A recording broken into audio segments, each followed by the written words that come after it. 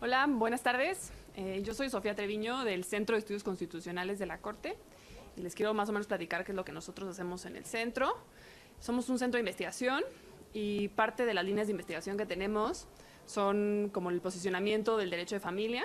Lo que hacemos es básicamente compilar sentencias, darles como una estructura, hacer líneas de jurisprudencia para dar a conocer el trabajo de la Corte, y también queremos como provocar el trabajo académico sobre el trabajo que hacemos en la Corte, y parte de eso implica hacer como seminarios de difusión y de explicación para que la gente pueda conocer las sentencias y para que se pueda discutir sobre ellas y crear conocimiento académico sobre este trabajo, básicamente. Esta es la tercera sesión del Seminario Permanente de Derecho y Familia. El tema de esta sesión es la redefinición de los roles de género. Básicamente lo que queremos ver es qué ha hecho la Corte o cómo está posicionada la Corte en relación con el concepto de familia, y si esto tiene algo que ver o no tiene que ver con las transformaciones en materia de género que se han dado recientemente. Y bueno, básicamente el seminario va a durar 2 horas. Tenemos 4 ponentes que voy a presentar. Cada ponente tendrá entre como 15 y 20 minutos para exponer sus puntos en relación con los temas que hemos planteado, que hemos enviado y que están en la invitación. Y luego lo abriremos a una ronda de preguntas para que puedan ustedes opinar en relación con estos temas. Básicamente lo que queremos ver es cómo la Corte ha revisado el concepto de familia en su jurisprudencia y de qué manera, como de manera más amplia, la sociedad se beneficia de las estructuras familiares, y si el derecho impacta o no, o cómo impacta en los incentivos y desincentivos que perpetúan los roles y los estereotipos de género. Esta es la temática de esta sesión.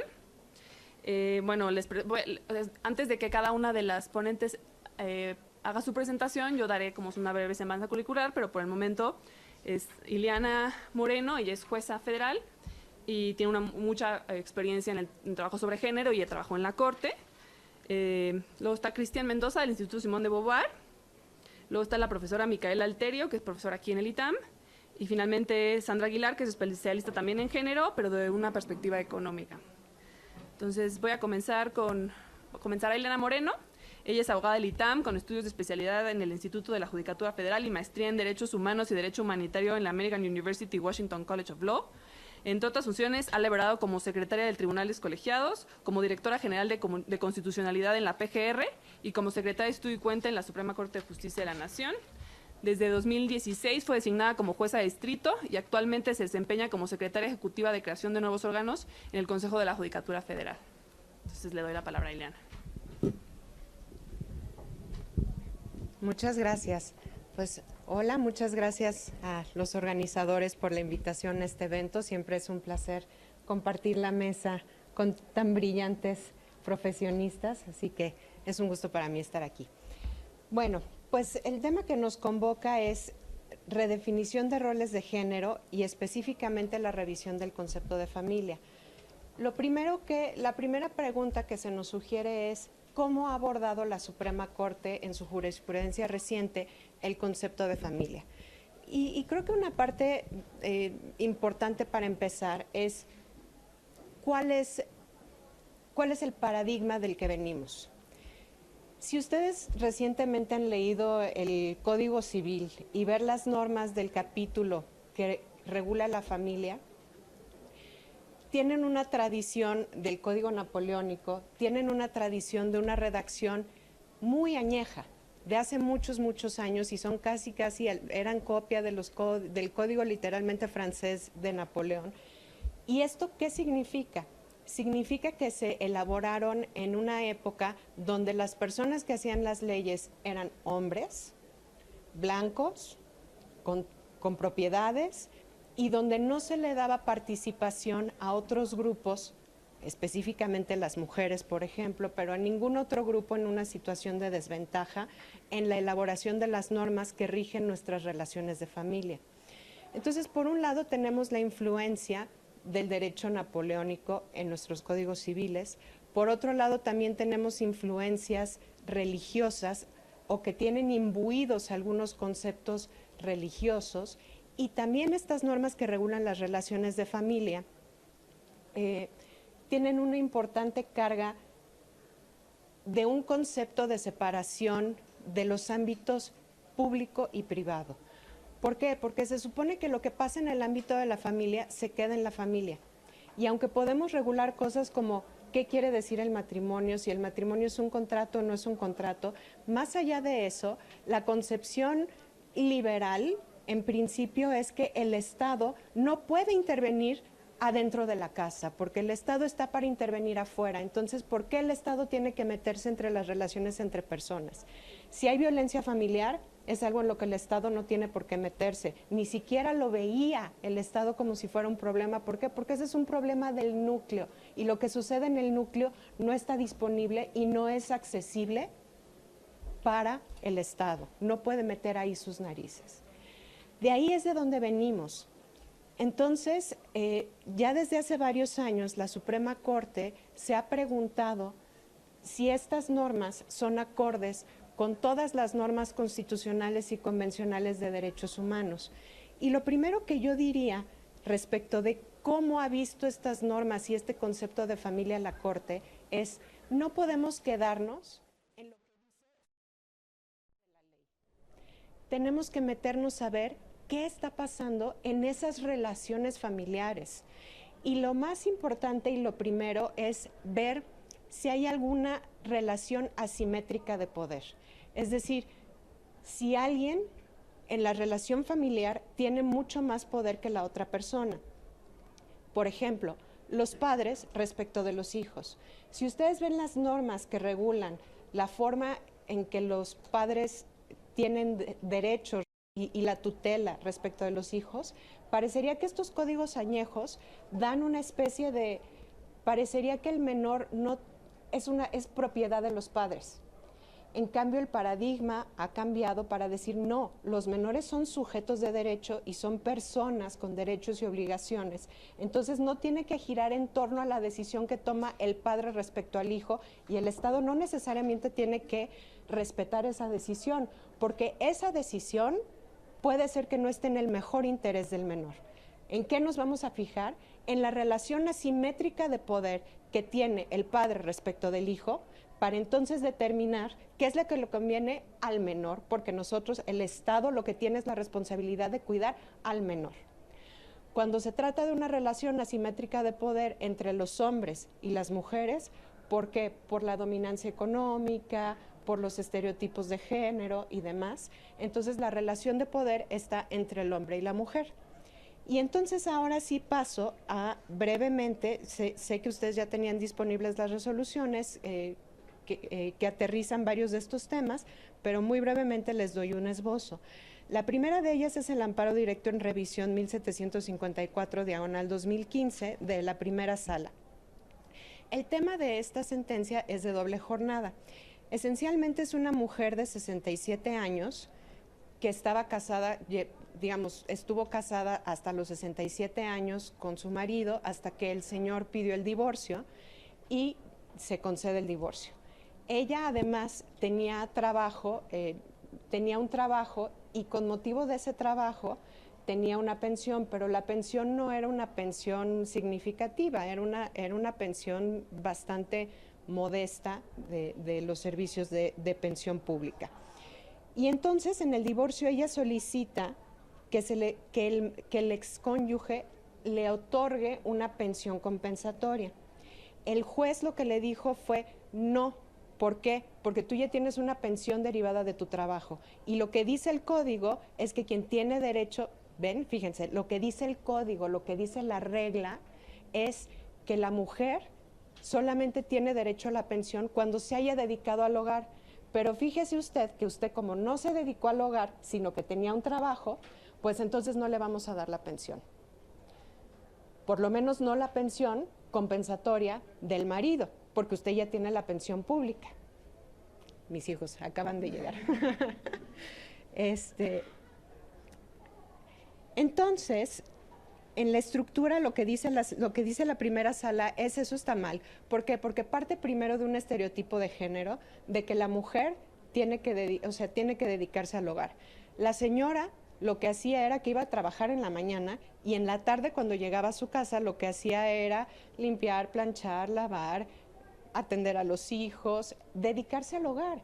Es decir, sí hacía el trabajo doméstico, pero lo hacía en una doble jornada. No se dedicaba de tiempo completo a eso, pero eso no significa que la labor de cuidado del hogar y de la familia no recayera en ella, y eso se comprobó en la secuela procesal. Se cita en esta sentencia a Rebecca Cook y a Simone Cusack cuando hablan de qué es un estereotipo de género, y dice que al final aquí, en este caso concreto, es que las tareas, que el estereotipo en este caso es que corresponde a las mujeres el rol de amas de casas por ser mujeres.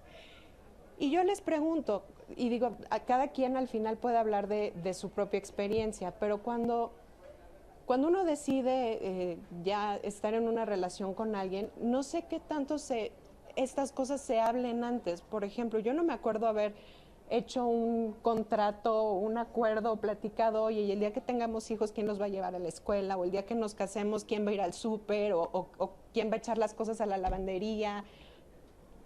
¿Hasta dónde asumimos que eso le corresponde a alguien? Nada más por el género, nada más por si eres hombre o mujer. O se platica de antemano, o es algo que naturalmente se tiene que dar sobre la marcha. Entonces, el estereotipo es que partimos de que el rol de las mujeres es ser ama de casas, y pues ello no es necesariamente cierto. Aquí también se tomó en cuenta la brecha salarial de género. Sí es cierto que la señora tenía una pensión de su trabajo, pero la pensión no tiene nada que ver con el nivel de vida al que ella ya estaba acostumbrada con motivo de su, digamos, de su relación conyugal. Entonces también se habla en la resolución del derecho fundamental de las personas de acceso a un nivel de vida adecuado. Y finalmente también se toma en cuenta que la señora, para el momento del divorcio, es una adulta mayor y que como tal tiene derecho a envejecer con dignidad. Ella alegaba que con la pensión que tenía, además no le alcanzaba para las medicinas de los padecimientos que ya tenía con motivo de su edad. Entonces ese era otro de los elementos que se tomó en cuenta para conceder el amparo. Al final lo que dice la resolución es que es discriminatorio que se niegue la pensión por haber tenido un empleo remunerado, que la pensión alimenticia compensatoria tiene la finalidad de acabar con un desequilibrio económico, en este caso entre el desequilibrio económico del hombre y la mujer, y que es irrelevante para estos efectos si la persona tuvo o no un empleo remunerado.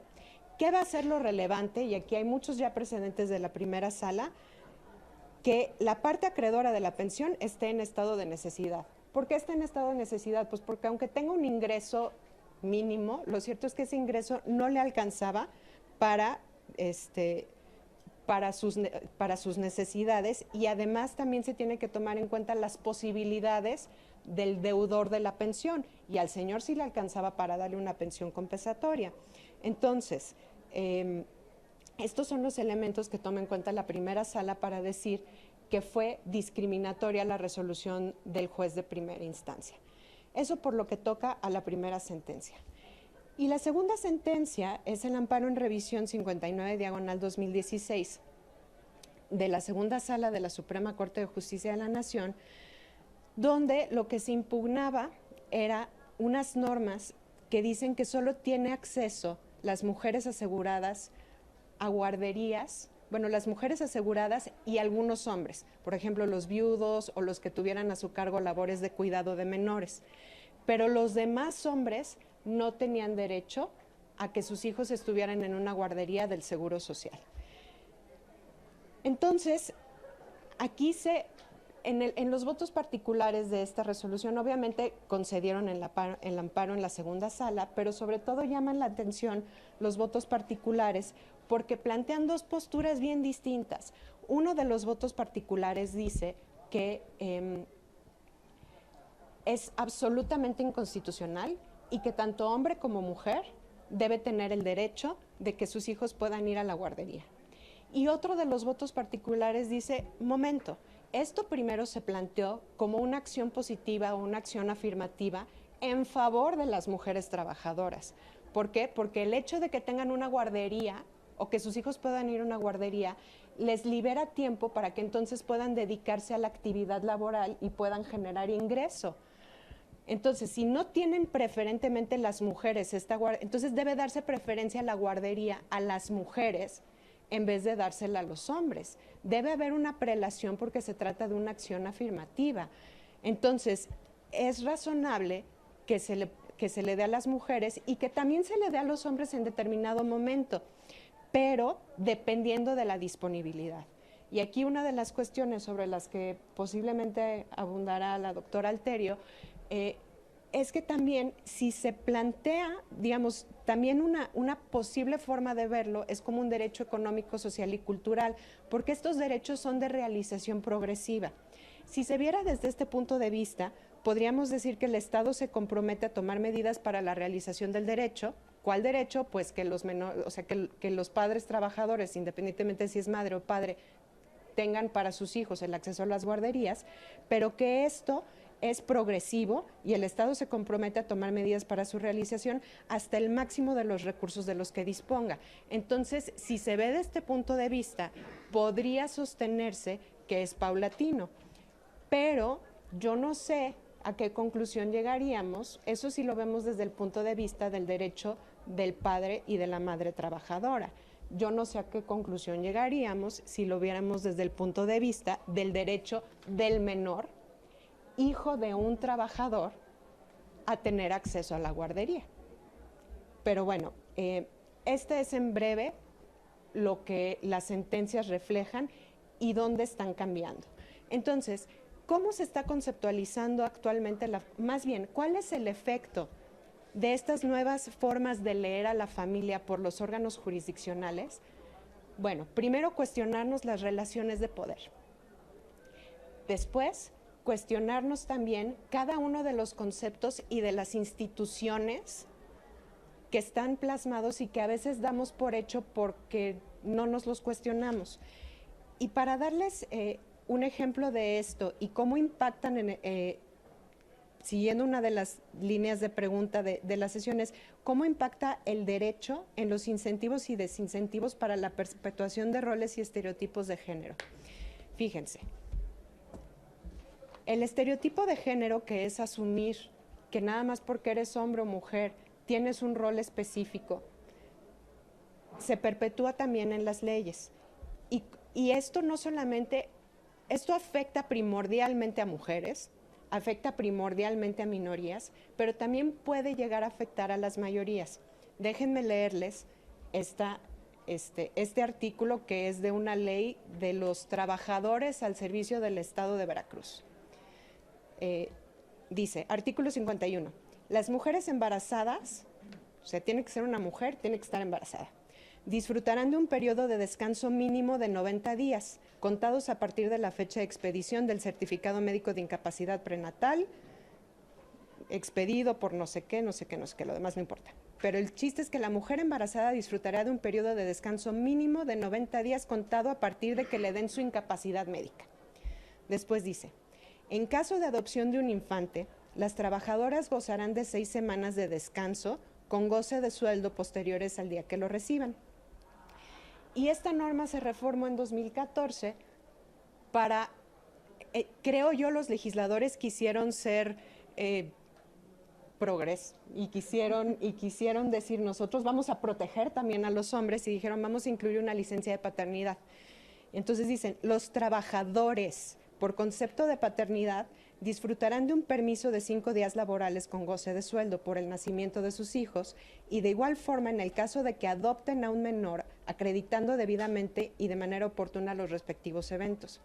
Entonces vamos viendo por partes qué es lo que estas nuevas formas de entender la familia y los conceptos jurídicos están haciendo. Primero de las cosas que llaman la atención dice, tienes que ser mujer y embarazada.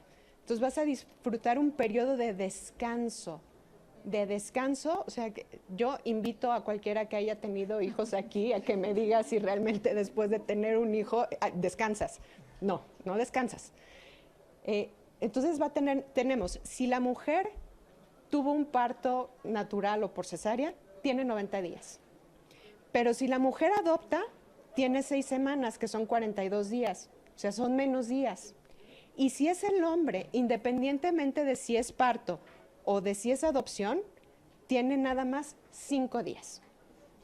¿Qué es lo que esta nueva forma de entender la familia nos plantea? primero, ¿para qué son estos días de licencia? Porque no son días de descanso, son días en que te van a seguir pagando y tú no tienes la obligación de ir a trabajar. Son para que la mujer se recupere físicamente en caso de haber tenido un parto o haber tenido una cesárea. Son para el cuidado del menor. Son para que haya un vínculo y se genere un vínculo familiar.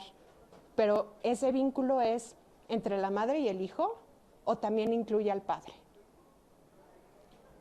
Porque entonces, ¿por qué 90 días cuando es recién parida, pero entonces son 42 cuando es adopción? O sea, ¿requiere de menos tiempo el generar este vínculo o estás castigando el hecho de que la mujer tenga que recuperarse físicamente? Porque entonces tienes la recuperación física más además el cuidado del menor. Y en el caso del hombre, fíjense cómo está el estereotipo de género imbuido, aunque no lo diga, porque dice que para el hombre nada más van a ser 5 días. Suponiendo que sí haya que hacer una distinción entre el cuerpo de la mujer que se recupera físicamente, ¿no? Decir, bueno, le vamos a dar más tiempo para que además se recupere y no cuide al menor. ¿Cuál sería la racionalidad de que al hombre no le dieran, por ejemplo, también en caso de adopción, los 42 días? Ahí lo que estás asumiendo entonces es que quien asume la labor de cuidado del menor es la madre trabajadora, no el padre trabajador. Porque ¿cuál sería la diferencia en un caso de adopción que a la mujer? En el caso de adopción, la mujer no se tiene que recuperar. ¿Qué es lo importante? El cuidado del menor y generar un vínculo con el menor. Entonces, el vínculo que va a generar la mujer trabajadora es de 42 días, pero el vínculo que va a generar el hombre trabajador es de 5 días, los dos en el mismo supuesto de adopción. Acá es donde va la nueva forma de entender el derecho de familia, en entender cuáles son las instituciones, por qué asumimos que ciertas cosas tienen que ser de cierta forma nada más porque alguien es hombre y porque es mujer, y cuáles son las relaciones de poder que están atrás de una relación de familia. No sé cómo vamos de tiempo, pero yo creo que sí, va. Pues muchas gracias.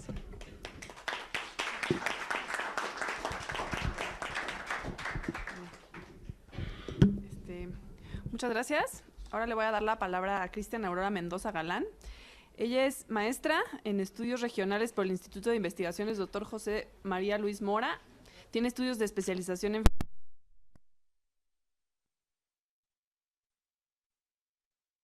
más de 10 años, trabaja con grupos de mujeres organizadas, indígenas, rurales y trabajadoras. En 2012, su tesis de maestría ganó el primer lugar del concurso nacional de tesis en género por Sor Juana Inés de la Cruz en su 6ª emisión, con la tesis Relaciones Sociales de Género en una región ganadera del Istmo de Tehuantepec.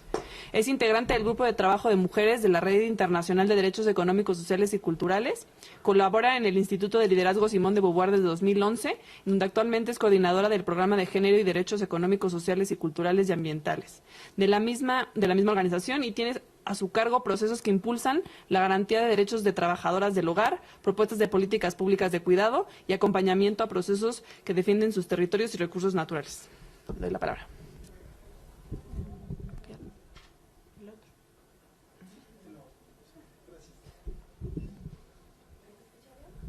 No está prendido. ¿Ahí? Sí, perfecto. Bueno, buenas tardes a todas, a todos.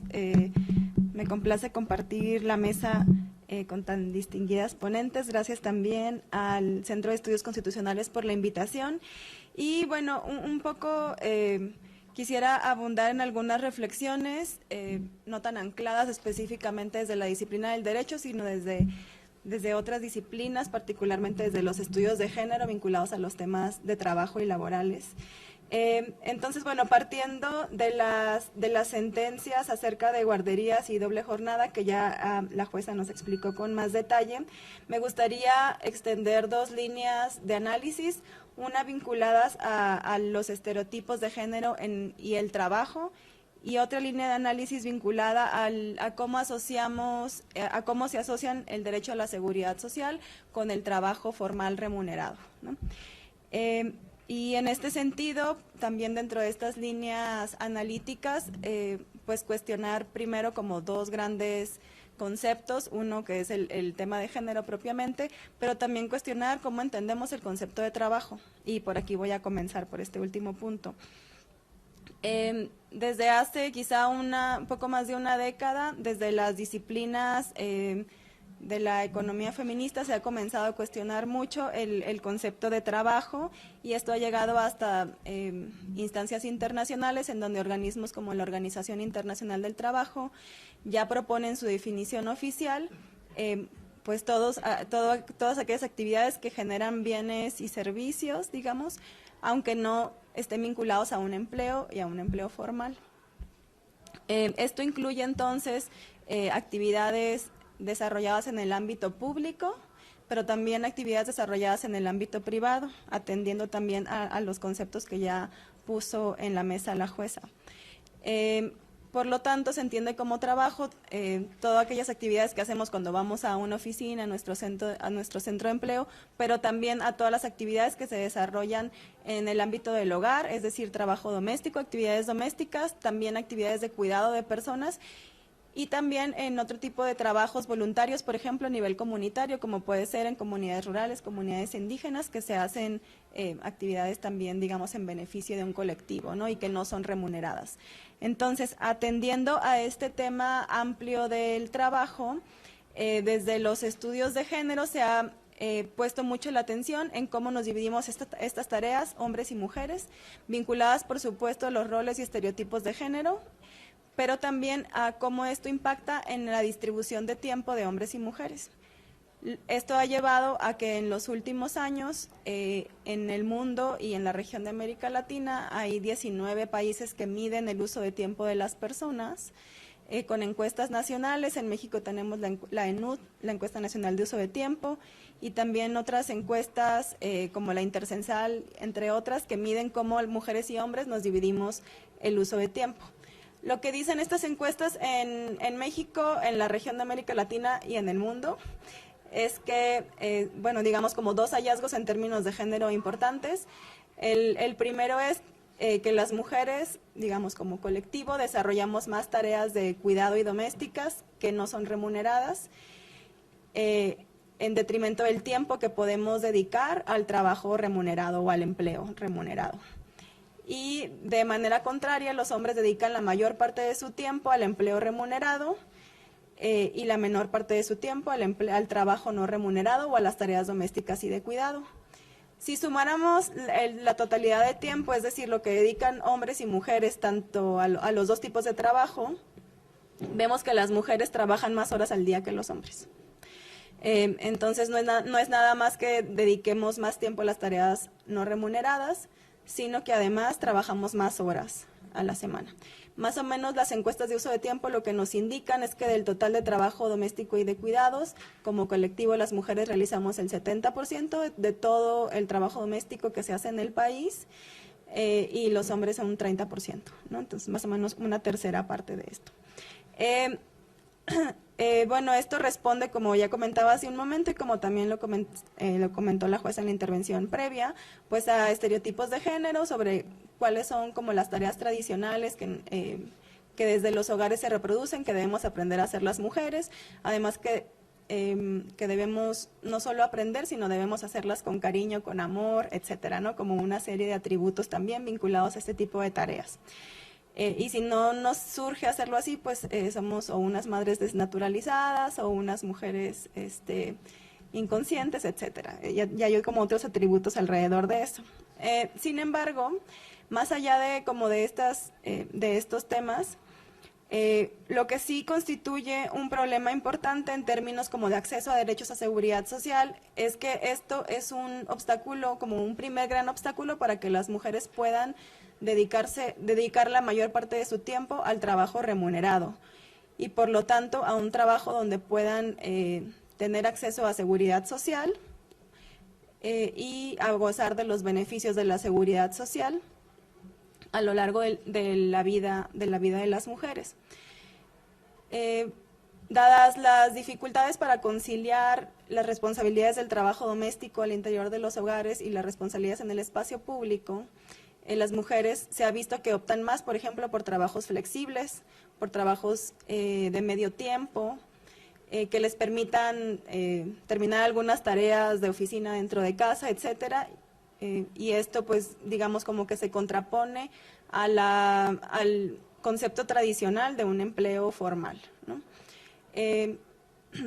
Y bueno, esto como a lo largo del tiempo, pues va en detrimento de lo que las mujeres puedan sumar para la seguridad social, para el ahorro, para el retiro, para ahorro para la vivienda, etcétera, como una serie de beneficios sociales vinculados al trabajo remunerado.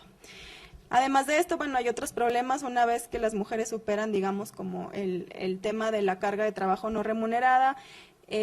Por ejemplo, pues las habilidades que las mujeres en algunos sectores sienten más desarrolladas, pues tienen que ver con los mismos estereotipos. Entonces tenemos, por ejemplo, el sector de trabajo del hogar remunerado, las empleadas del hogar es un sector feminizado, enfermeras como cuidadoras, etcétera, ¿no? Entonces hay también un problema de segregación y que digamos, como que se vinculan a estos trabajos que cuando son vistos como femeninos también son desvalorados en términos de remuneración, ¿no? En términos de salario. Y también el tema de la falta de tiempo de las mujeres pues impide que haya un crecimiento en la vida, en el desarrollo profesional, es decir, que puedan ascender a puestos donde ganen mejor porque necesitan dedicar mayor tiempo al trabajo, o que puedan seguirse capacitando para estar más calificadas para ascender a otro tipo de puestos o cambiar de empresas, etcétera. Entonces, bueno, esto vinculado a las diferencias en cómo nos repartimos hombres y mujeres las cargas de trabajo y el impacto que tiene en la posibilidad de acceder a empleos formales y el impacto desproporcionado que esto puede tener en la edad adulta de las mujeres. Entonces, bueno, como atendiendo un poco a los casos que nos sugiere el seminario, tenemos el caso de guarderías, el caso de doble jornada. Como ya se comentó en la intervención anterior, el caso de guarderías corresponde a una negación del servicio de guarderías por el tema de que está en la Ley de Seguridad Social, que el servicio de guarderías sería para las madres trabajadoras o para los hombres que estén solos, es decir, que no tengan una mujer quien pueda hacerse cargo de las tareas de cuidado. Entonces, específicamente, pues dice la ley viudos, divorciados, o que estén imposibilitados de brindar los cuidados, ¿no? Sin embargo, si este hombre se une en concubinato, se vuelve a casar, digamos como que pierde ese derecho, ¿no? Entonces yo quisiera solamente como tener algunas reflexiones acerca de los supuestos que hay detrás de esta normativa. Entonces, pues, primer supuesto, cómo las mujeres son las que cuidan dentro de los hogares, ¿no? También nos habla detrás de un supuesto y hablando de términos de familia, que existe una pareja que es heterosexual. Como que no se ven posibilidades o cómo sería la interpretación en caso de parejas homosexuales.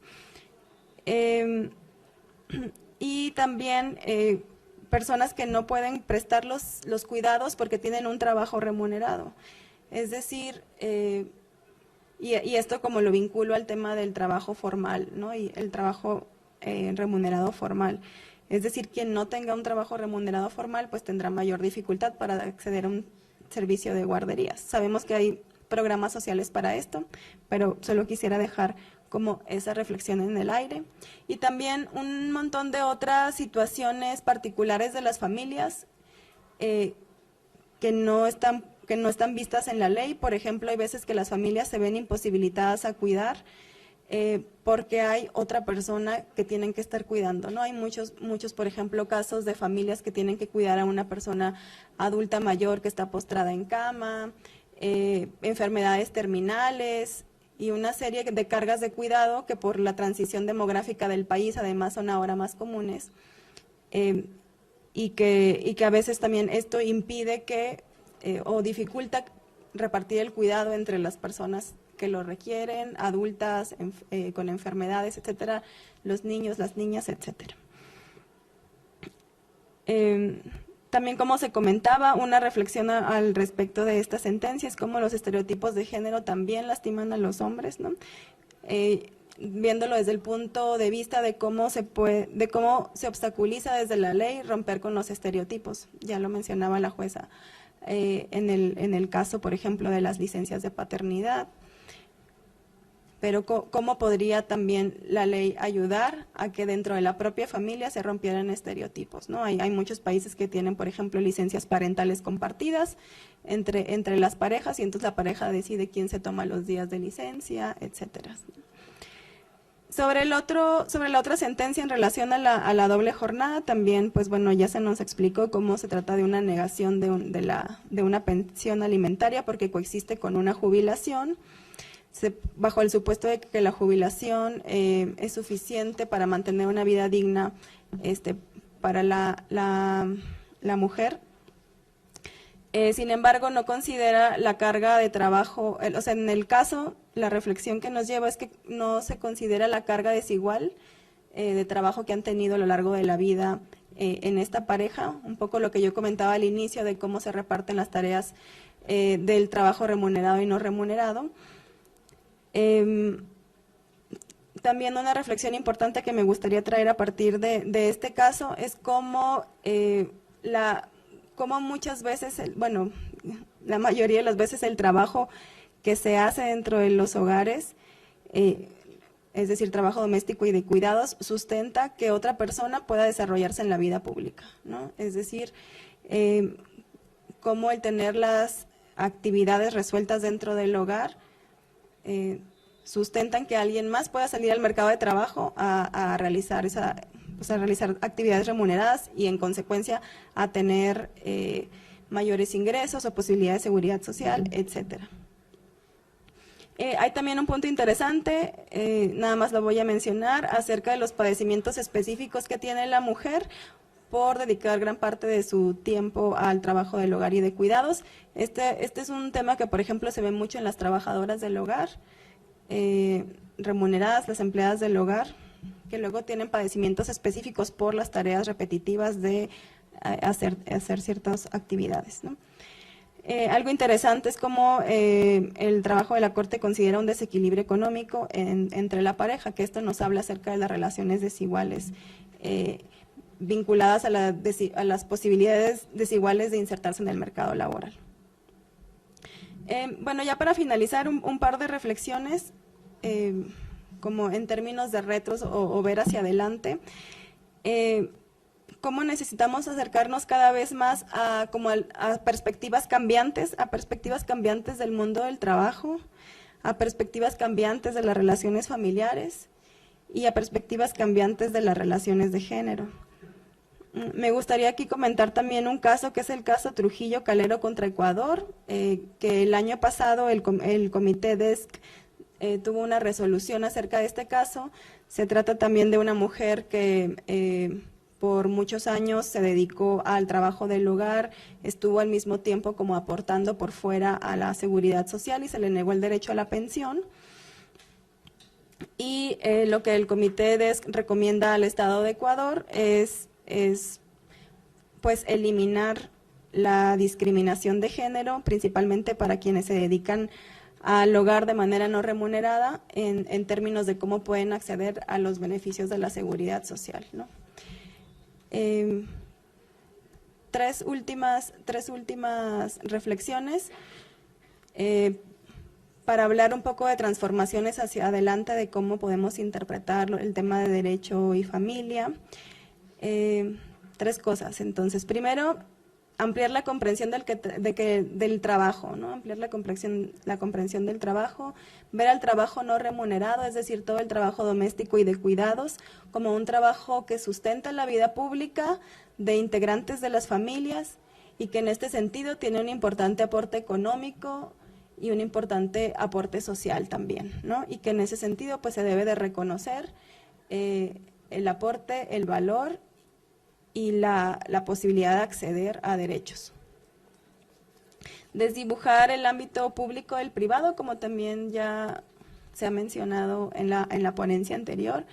Esto quiere decir cómo podemos entender más este anclaje entre que lo que sucede en lo privado tiene un impacto en lo público y entonces revalorar el aporte que se hace desde los hogares, del trabajo de los hogares, que principalmente lo hacen las mujeres en su mayoría, para el desarrollo de las actividades públicas de los integrantes de los hogares.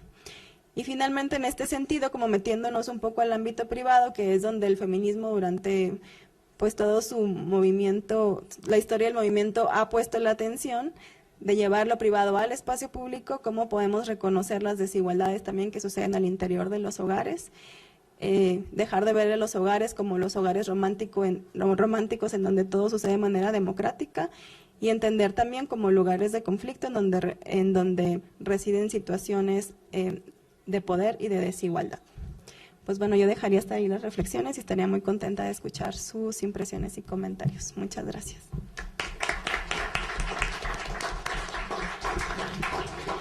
Muchas gracias, Cristian. Ahora la doctora Micaela Alterio tendrá su intervención. Ella es doctora en Estudios Avanzados en Derechos Humanos por la Universidad Carlos III de Madrid. Actualmente es profesora investigadora de tiempo completo en el Instituto Tecnológico Autónomo de México y es candidata al Sistema Nacional de Investigadores del Consejo Nacional de Ciencia y Tecnología. Estudió Derecho en la Universidad Nacional de Cuyo en Mendoza, Argentina. Obtuvo la maestría en Estudios Políticos y Constitucionales en el Centro de Estudios Políticos y Constitucionales de Madrid, así como la maestría en Estudios Avanzados en Derechos Humanos en la Universidad Carlos III de Madrid, lo cual finalizó con un premio extraordinario. Ha realizado estancias de investigación en el Instituto Max Planck de Derecho Comparado y Derecho Internacional en Heidelberg, Alemania, así como en la Universidad de Columbia de Nueva York. A su vez, cuenta con estudios de derechos humanos en el Instituto Internacional de Derechos del Hombre de Estrasburgo, Francia. Fue coordinadora de Derechos Humanos de la provincia de Mendoza. En 2007 ganó la beca para realizar sus estudios de progrado en España y tiene varias publicaciones en revistas y ha coordinado junto con Roberto Niembro Ortega el libro Constitucionalismo Popular en Latinoamérica. Gracias. Bueno, ante todo, de nuevo, muchísimas gracias por la invitación.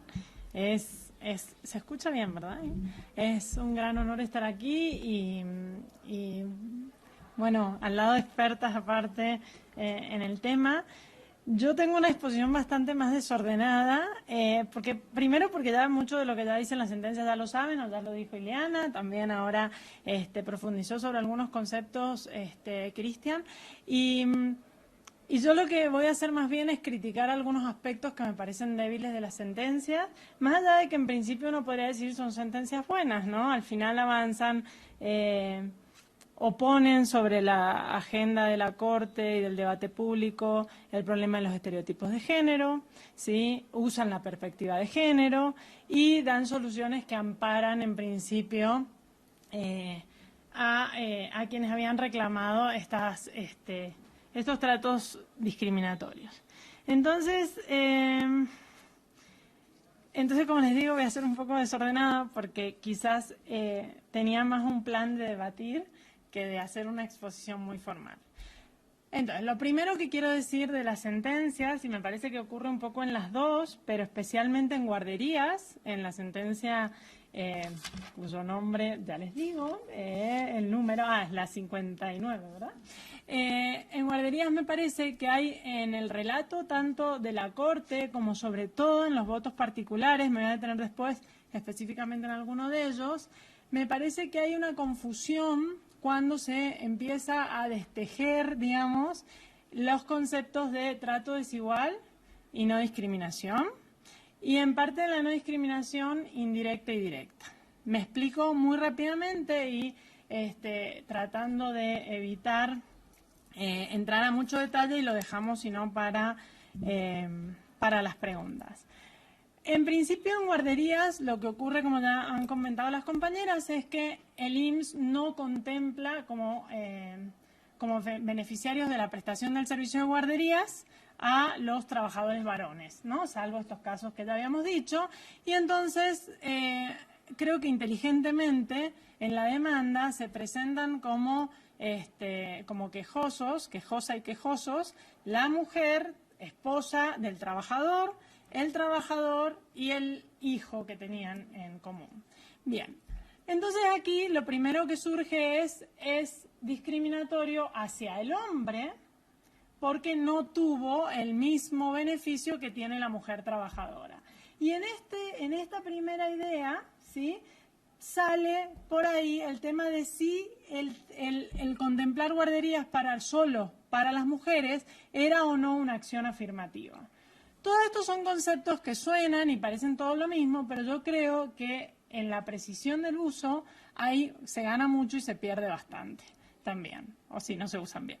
Entonces, ¿por qué digo esto? Porque parecía que, bueno, que al final ya estaba aprobada la discriminación porque hombre y mujer estaban tratados de distinta manera, sin justificarlo, porque solo podían acceder las mujeres. Y yo acá creo que hay un primer problema, que es confundir trato desigual con discriminación. Y ahora digo por qué. La segunda cuestión que aborda la Corte es si esto con respecto a la quejosa, esta vez la esposa del trabajador, que va también en el amparo, tiene o no una consecuencia por este trato. Y ahí se analiza la idea de discriminación indirecta. Claro, la norma parece que a quien está distinguiendo y no le permite el acceso es al hombre. ¿Por qué entonces la mujer tendría aquí un problema de discriminación? Y ahí entra el concepto de estereotipo, ¿sí? Porque que la norma asuma que solo es para la trabajadora y no para el trabajador, supone que cuando es el trabajador hombre, ¿sí?, quien sale de la casa a trabajar, la mujer es la que cuida de los hijos, ¿sí? Entonces ahí la discriminación pasa a ser indirecta. Refuerzo con la normativa el estereotipo de género que hace pensar que es solo la mujer quien tiene que cuidar a los hijos. Y por último, se descuida, creo yo, la visión, y sobre todo me quiero centrar en esto, en la intervención, la visión estructural de la desigualdad. Está siempre presente, pero creo que no se analiza en profundidad con las consecuencias que llevaría a analizarla en profundidad. Entonces, lo primero, ¿por qué considero erróneo decir que hay una discriminación hacia el hombre? Bueno, básicamente porque aceptando, cosa que después voy a cuestionar, que esta medida se estableció como una medida de acción afirmativa para favorecer a las mujeres la entrada el ingreso al trabajo formal, ¿sí? Entonces, en principio el trato desigual estaría justificado, ¿sí? Podríamos decir, en ese sentido, que no habría discriminación hacia el hombre. Y esto parece que es lo que surge cuando se trata esta acción como una acción afirmativa. Ahora, ¿qué ocurre? Si nosotros tratamos esta discriminación como una acción afirmativa a favor de las mujeres trabajadoras, en realidad tengo que obviar o descartar el argumento de que es una discriminación indirecta, porque o es discriminación hacia la mujer o es acción afirmativa, ¿sí? Y yo creo claramente que esto no se puede ver como una acción afirmativa. Y no creo que se pueda ver por una acción afirmativa porque está el patrón del estereotipo de género operando atrás. Entonces yo creo que claramente hay un tema de discriminación, pero que a quien afecta en la relación es a la mujer. Y el estereotipo no está solamente en cuanto a que si el hombre trabaja, la mujer cuida a los hijos. Se extiende mucho más allá. Parece que hay una consideración de que si el hombre trabaja formalmente y accede al IMSS, la mujer quizás tiene un trabajo no formal y tampoco puede cuidar al hijo. O sea, y en este caso, acá tampoco parece importar demasiado si la falta de acceso a la guardería. O sea, hay muchos supuestos que hacen que yo creo que esto sea más un caso de discriminación indirecta que de acción afirmativa. Pero sobre todo me interesaba en este sentido el tema estructural. Y esto lo voy a relacionar con la otra también sentencia, que es la de doble jornada. En el caso de guarderías, entonces parece otra ambigüedad, ahora voy a ir destejiendo todo esto, pero a ver si puedo. Otra ambigüedad que hay es si la guardería es un servicio que presta el Estado a los trabajadores o es un derecho a la seguridad social. Y eso también se confunde todo el tiempo. Por un lado parece que es un servicio y en la medida en que es un servicio, entonces, bueno, depende mucho de los recursos del Estado, se habla mucho de la cuestión de la posibilidad de los recursos, ahora me voy a detener en el voto particular, Pero por otro lado se dice, bueno, no, estos son los beneficios o los derechos a la seguridad social y se invocan el 123, se invocan los derechos de seguridad social de los trabajadores y trabajadoras y demás. Dejo esto ahí. ¿Por qué? Porque acá parece que hemos detectado que hay un derecho, aunque a veces parece que se disfraza de servicio, aunque podríamos decir, bueno, los derechos son servicios, eso también sería otro paso más. Y el responsable de garantizarlo es el Estado a través del IMSS. Primer punto. Vamos a el tema de doble jornada. En doble jornada también hay una situación de estereotipos operando en contra de la mujer otra vez. Se le niega la pensión porque ella ya trabajó, pero luego se le acepta en la corte la pensión porque el hecho de que haya trabajado afuera no quita que haya trabajado adentro de la casa, y la pensión compensatoria se termina basando en una cuestión de solidaridad para mantener niveles mínimos, yo diría, de dignidad en la vejez de la mujer que queda absolutamente desprotegida. Entonces acá la otra vez se pregunta, bueno, ¿quién tiene que garantizar esta dignidad? Y la respuesta dice, bueno, aparentemente sería el Estado, pero en el caso que hay una relación familiar, entonces es el particular, en este caso el exmarido. Pero esta pensión no se basa en el hecho de que la mujer haya tenido que sufrir esta doble jornada, que yo agregaría que además de todo lo que ya decía Cristian, también los estudios demuestran que el tiempo de esparcimiento de las mujeres es prácticamente nulo. Sí, o sea, los hombres trabajan todo el día, pero luego todo el tiempo que tienen extra lo usan para el esparcimiento, para desarrollar proyectos de vida fuera del trabajo, que la mujer prácticamente tiene imposibilitado, ¿no? Bueno, entonces, el derecho que le reconoce la Corte a la pensión en compensación no es por el hecho de que ella haya sido única y exclusivamente la que se ha dedicado a las tareas del hogar, sino es en la medida en que la pensión que ella logró es insuficiente para garantizarle el mínimo de dignidad. Y yo creo que acá otra vez hay que hacer algunas precisiones. Entonces, todo esto lo quiero como desentrañar en a lo mejor dos conceptos. Un concepto, el de como un poco individual, que es el de derecho subjetivo, ¿no? O sea, la persona tiene un derecho subjetivo, individual, de reclamar, ¿sí? Y reclama ante los tribunales por su situación individual. Se aplica la perspectiva de género, que justamente toma en consideración todas estas asimetrías de poder, toma en consideración el contexto, toma en consideración la operación de los estereotipos y resuelve concediendo el derecho individualizado a estas personas reclamantes. Pero creo que lo que se ha descuidado más profundamente es la dimensión objetiva de los derechos. Es decir, no solo el derecho con incidencia sobre la persona determinada, sino el derecho como un valor social, objetivo, que el Estado tiene que promover. Es decir, la vertiente objetiva de los derechos hace responsable al Estado de garantizar las condiciones para que los derechos subjetivos sean realmente realizables, efectivos. Yo creo que esta dimensión objetiva de los derechos como valores está descuidada en las sentencias, no tanto porque quizá en el discurso parece estar, sino en los efectos, que era una de las cuestiones que queríamos debatir acá. Y entonces esto lo voy a mezclar con otro concepto más, y espero que esto tenga algún sentido al final, que es el de la titularidad de los derechos, ¿sí? Si estamos hablando de derechos humanos o derechos fundamentales, según la terminología que prefieran, en principio una de las características de los derechos es que son universales. Cuando decimos que los derechos son universales, en principio lo que estamos diciendo es que son para todas las personas. Si no, no son derechos, ¿sí? Entonces, cuando yo creo que la Corte hace esta ambigüedad entre si son bienes, servicios, o si son derechos, o que bueno, sí son bienes, pero además son derechos, creo que un poco lo que se pierde es esta perspectiva de la universalidad. ¿Y por qué es relevante?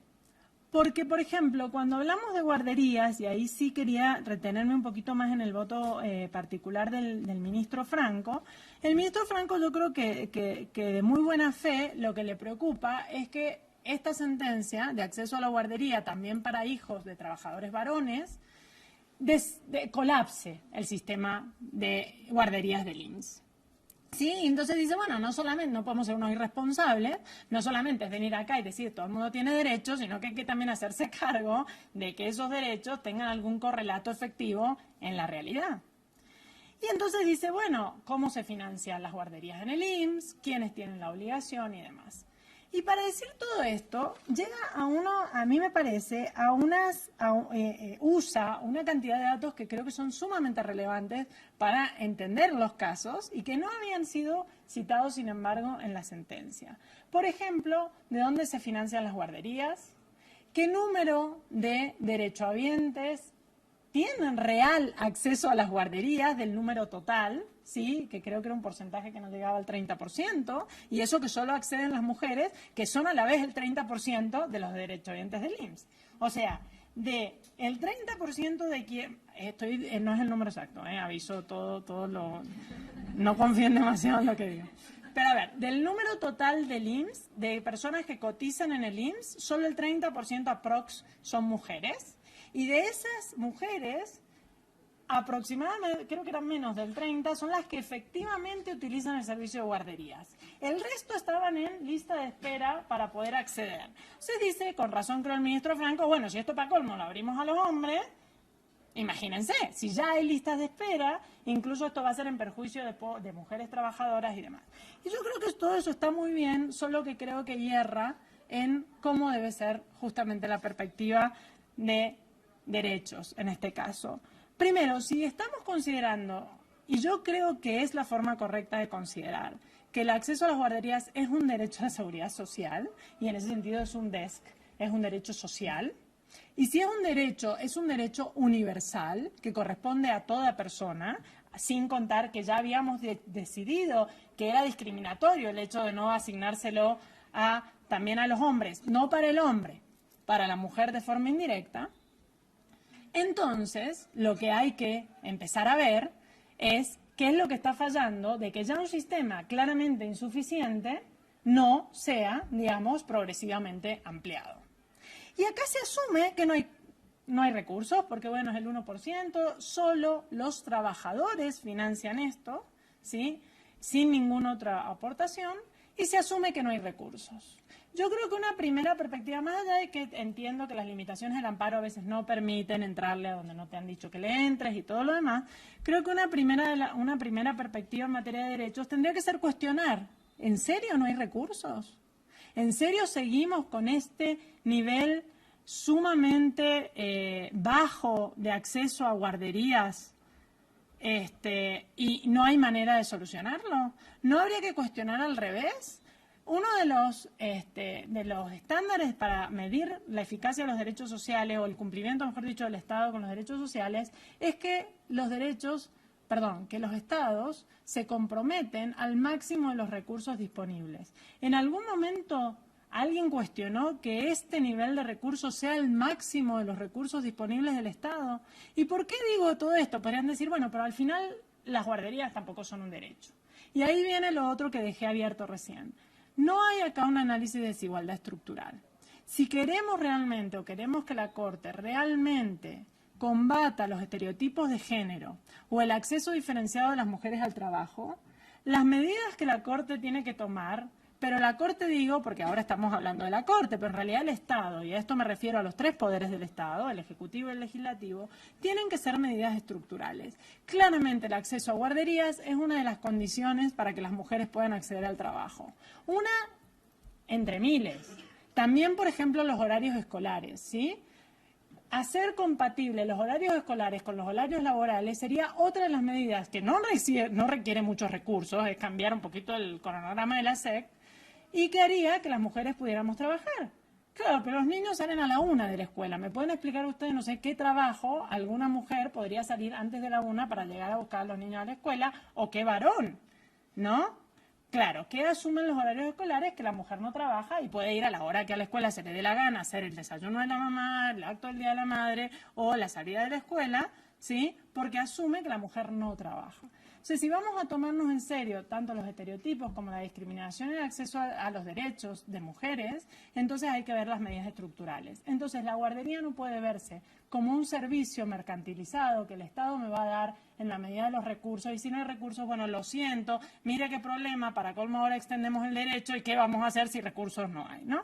Y creo que acá se invierte un poco lo que habría que empezar a desmontar, ¿sí? Está bien que acá en el voto de presidente se dice, bueno, no es tarea de los jueces, esto debería ser, y combinamos a que el legislador y el ejecutivo lo hagan, pero yo creo que sí es tarea de los jueces. Y creo que acá, en México especialmente, como en materia de derechos económicos, sociales y culturales, los jueces han sido muy tímidos de entrarle realmente al problema estructural de la política pública. Entonces, estas sentencias parecen buenas en la medida en que visibilizan las asimetrías de poder, visibilizan la falta de perspectiva de género, visibilizan la falta de acceso a las mujeres, pero, bueno, entonces a usted le vamos a dar el acceso a la guardería. Y no se meten, digamos, en ver cómo cambiamos las cuestiones estructurales.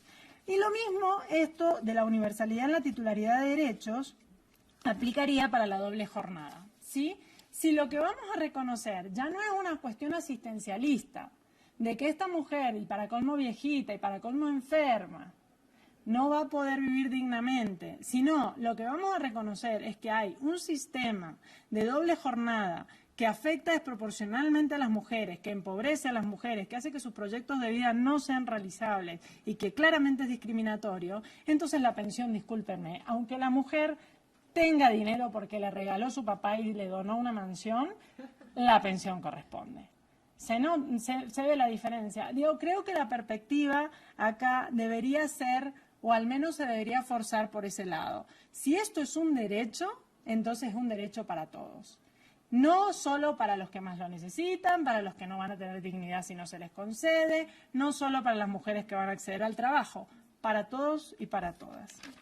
Entonces, con esto, y esto tiene relación entonces con, volviendo a lo que decía antes, con el paradigma de derechos desde el punto de vista objetivo que hace o que obliga a los estados a generar las condiciones de efectiva realización del resto de los derechos, ¿no? Si no lo vemos así, si lo vemos simplemente como derechos subjetivos individuales y particulares, podemos tener buenas sentencias que reconozcan el derecho a una mujer o a una familia, pero que no van a repercutir transformadoramente, ¿cómo se diría? Bueno, de forma transformadora en las estructuras sociales. Esto yo creo que tiene mucho que ver con, como les digo, con un paradigma de los derechos y con la desmercantilización, de nuevo, de los derechos, ¿no? Yo creo que no podemos ver a los derechos humanos como mercancías, ¿no? Y esto no pasa solamente con guarderías, pasa con la salud, pasa con la educación, pasa con la seguridad. Nos hemos acostumbrado a que básicamente el Estado se desligue de estas obligaciones que dejan los particulares. Entonces, bueno, yo voy a estar en la medida en que usted no tenga los recursos suficientes para procurarse una buena salud, una buena educación, una seguridad privada, etcétera. Y creo que acá también hay un problema de visión de los derechos, que si nos hacemos cargo del otro paradigma, de que los derechos son universales y que la obligación primera es del Estado y que el Estado es el que tiene que probar de dónde, por qué no puede sacar más recursos de los que saca para garantizar, entonces se desvirtúa. Creo que esa es la visión por ahí que podría ser más transformadora, una visión de discriminación estructural.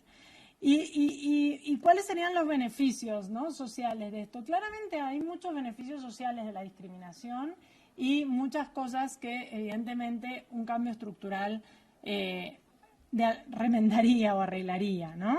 Las mujeres reemplazan al Estado en un montón de obligaciones, ¿sí?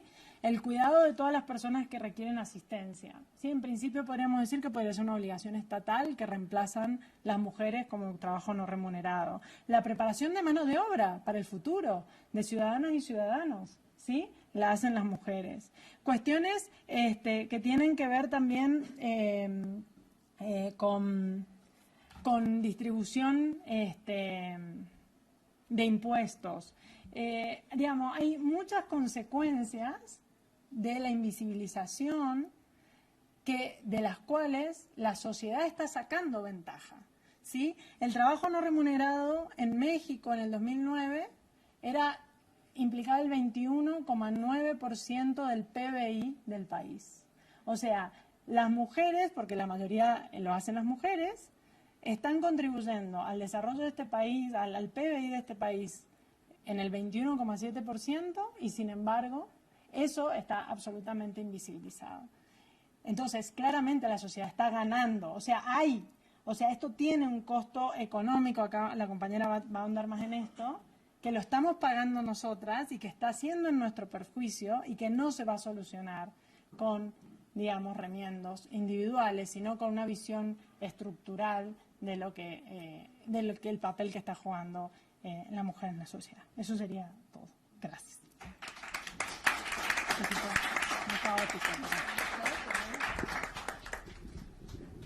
Muchas gracias. A continuación, voy a presentar a Sandra Aguilar Gómez. Ella es candidata a doctora en Desarrollo Sostenible en la Universidad de Columbia, donde obtuvo la beca WU por su investigación en salud, bienestar y políticas públicas, así como la beca de investigación estudiantil del Centro de Economía y Política del Desarrollo. Actualmente estudia las disparidades de género en el contexto de los shocks de recursos naturales, particularmente la fiebre del oro en California, así como los determinantes de la salud y el estatus económico de las mujeres en los países en desarrollo, México y Tanzania.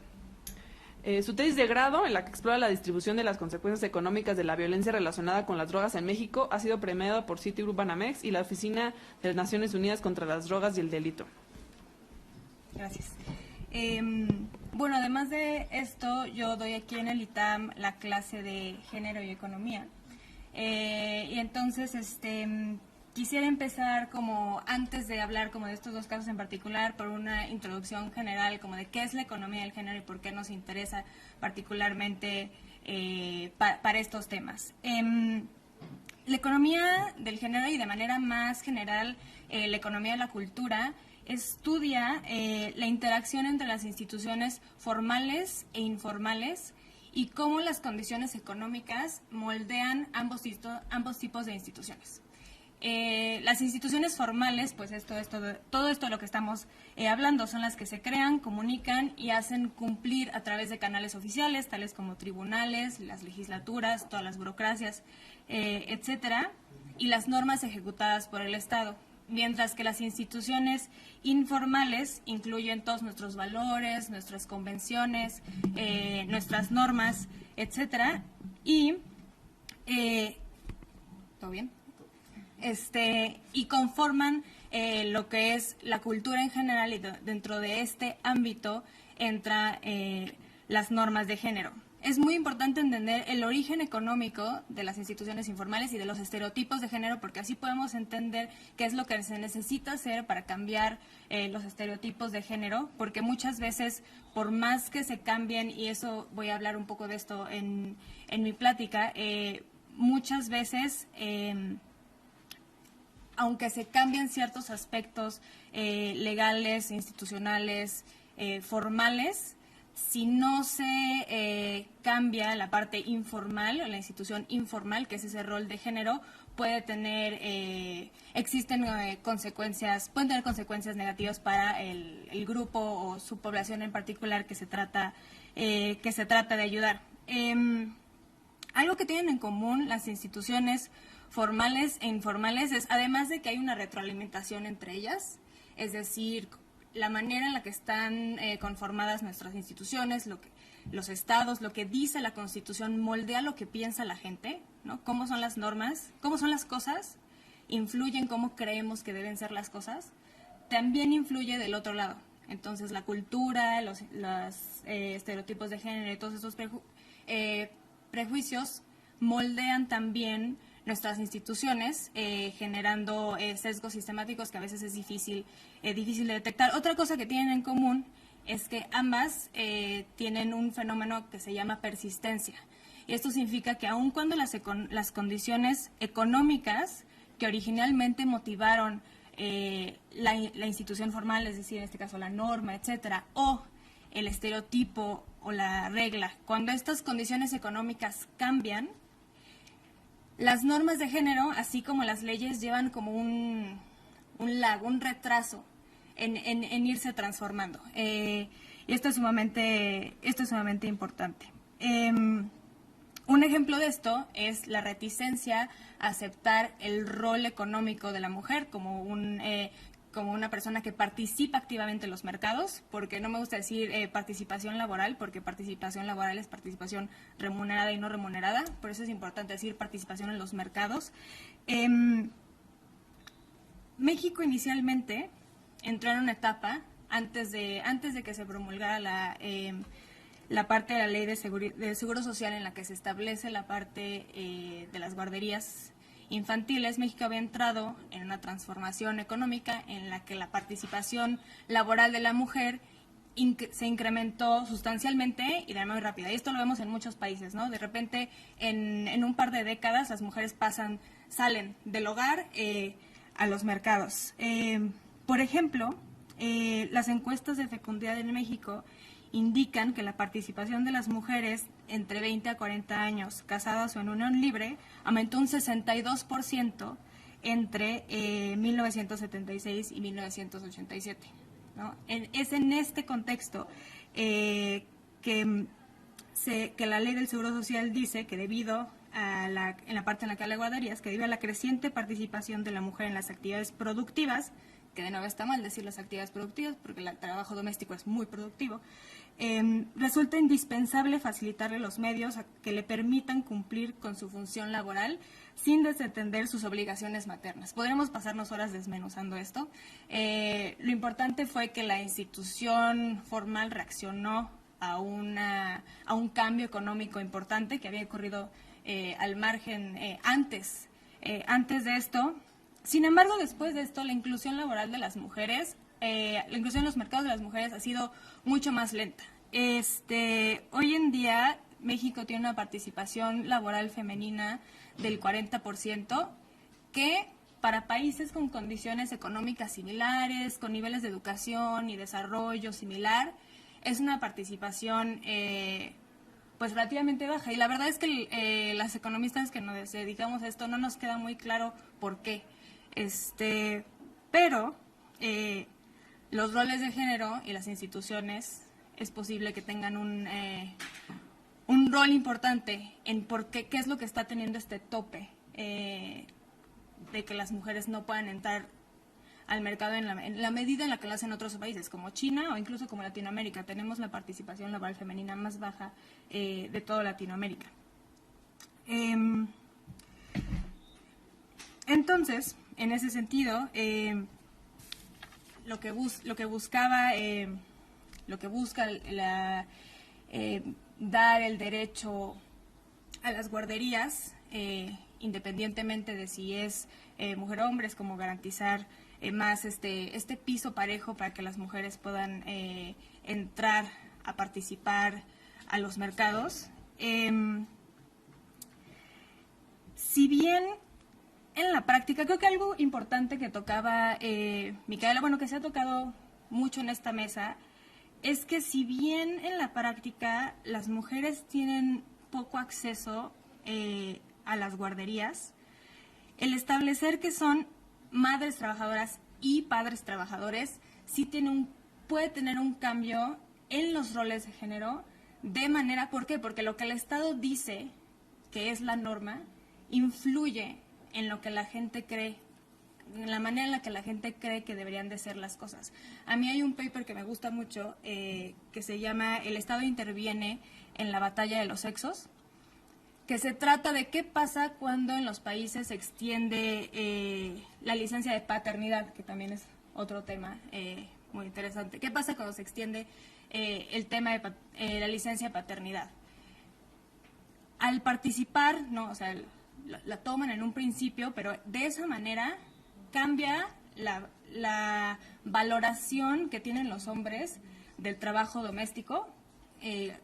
Hay un cambio de conciencia generalizado después de que un país pasa este tipo de regla, que no solo afecta a los que metieron, a los que tomaron la licencia de paternidad, sino tiene un efecto en la opinión pública en general. Y además, al tomar la licencia de paternidad, también incrementaba, o al garantizarse esta licencia de paternidad, en ese país también incrementaba la probabilidad de que los hombres estuvieran de acuerdo en que el Estado proveyera servicios de guarderías, ¿no? Servicios. Ya que ven de qué tamaño es el paquete, entonces sí dicen que, no, pues sí, obviamente esta es una garantía que el Estado tiene que dar, si es un trabajo, si es productivo, etcétera, etcétera, etcétera. Porque si es un trabajo productivo, como decíamos, el trabajo no remunerado de las mujeres representa alrededor de un cuarto, si entre 20, depende de cómo lo midas, entre 21 y 26% del PIB. Eso es un cuarto de la economía, es casi del tamaño, para la economía de México, es casi el mismo tamaño que las remesas, ¿no? Para que nos demos una idea de la magnitud económica del trabajo que hacen, sobre todo las mujeres. Y creo que con esto podría pasar también un poco al tema de la doble jornada. El año pasado hice un estudio sobre la brecha de trabajo no remunerado entre hombres y mujeres en México, que como decías es como de, la brecha es de alrededor de 27.7 horas. Las mujeres hacen, de acuerdo con mis cálculos de la Encuesta Nacional del Uso de Tiempo, que también hay muchas formas de medirla, pero con la ENUT del año pasado, las mujeres hacen casi 48 horas de trabajo no remunerado a la semana, mientras que los hombres hacen 20. Después de esto, en la economía hay una herramienta que se llama el análisis de descomposición, que sirve para ver, bueno, uno dice, bueno, esta brecha, ok, pero es posible que esta brecha sea explicada porque mujeres seguimos siendo muy diferentes en temas socioeconómicos, por lo menos. Hombres y mujeres puede ser que sigamos siendo muy diferentes, ¿no? Como puede ser que los hombres tengan más experiencia laboral y más educación, y esto justifique que estén más involucrados en los mercados, y entonces esto justifique una diferencia en el tiempo que utilizan para el trabajo no remunerado. Entonces, lo que hace el análisis de descomposición es tomar todas estas variables para comparar a hombres y mujeres que sean similares en todos estos temas. Entonces, mismo número de horas trabajadas a la semana, mismo número de horas trabajadas, no si tienen trabajo o no, mismo número de horas, controlando por dónde viven, controlando por su nivel educativo y por muchas otras características. Solo se logra explicar con todos estos factores 1.5 horas de las 27.7 horas que hay de brecha. ¿Qué es lo que explica las otras 25 horas? Nada más que el simple hecho de ser mujer. Nada.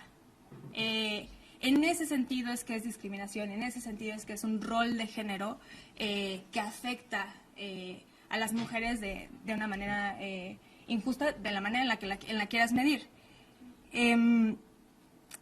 Y que además, como se ha mencionado mucho, el cumplir con estas obligaciones extra de labores no remuneradas dentro del hogar, pues les afecta porque, como ya dijeron, las mujeres demandan en general salarios más flexibles, informales, etcétera, y esto tiene un costo en salario, porque esta flexibilidad es vista como un beneficio, como algo, pues todo tiene un costo, ¿no? Y otro tema que han tocado que me parece muy importante discutir es el tema del derecho al ocio y cómo estos estereotipos afectan el derecho al ocio desde la infancia, ¿no? Porque cuando estos estereotipos que ahorita en la discusión que hemos tenido hemos hablado de cómo afectan a las mujeres adultas que ya están en el mercado laboral, pero obviamente nos afectan desde niñas. Entonces, por ejemplo, con las mediciones que yo hice utilizando la encuesta nacional de ocupación y empleo, que no veo niñas menores de 12 años, pero de todas maneras niñas de entre 12 y 18 años, que siguen siendo niñas, siguen siendo estudiantes. Hay una brecha semanal en la que las niñas, en promedio, hacen 15 horas de trabajo no pagado a la semana y los niños hacen 5, ¿no? Y además está el estereotipo de la niña como que las niñas se tienen que portar bien, ¿no? Porque decimos como boys will be boys y déjenlos que echen guerra y lo que sea, y como las niñas, como no, tiene que ser como una señorita o tiene que ser prepararse para ser una señorita algún día. Entonces, además, las niñas estudian, en mi opinión, estudian de más. O sea, en lo que encontré es que estudian en promedio 2 horas más que los niños, que bueno, dices 2 horas versus las 10 extra que hacen de trabajo no remunerado, suena poco, pero pues al final son 12 horas de ocio, que serían de ocio a la semana o de sueño, a las que las niñas en promedio no tienen acceso en comparación con los niños, ¿no? Entonces, me parece muy importante, me parece muy importante que se le tenga que, ya que están incurriendo en este costo tan grande, desde tan jóvenes, que se les tenga que compensar este costo de alguna manera. O sea, donde hay un costo que no está compensado, eso es una falla de mercado. En teoría económica, 101. Y esas fallas de mercado se tienen que corregir. Entonces, me parece muy importante que dentro del hogar el esposo le tenga que compensar de alguna manera a la esposa por esas horas de trabajo no remunerado que realizó durante toda su vida. Y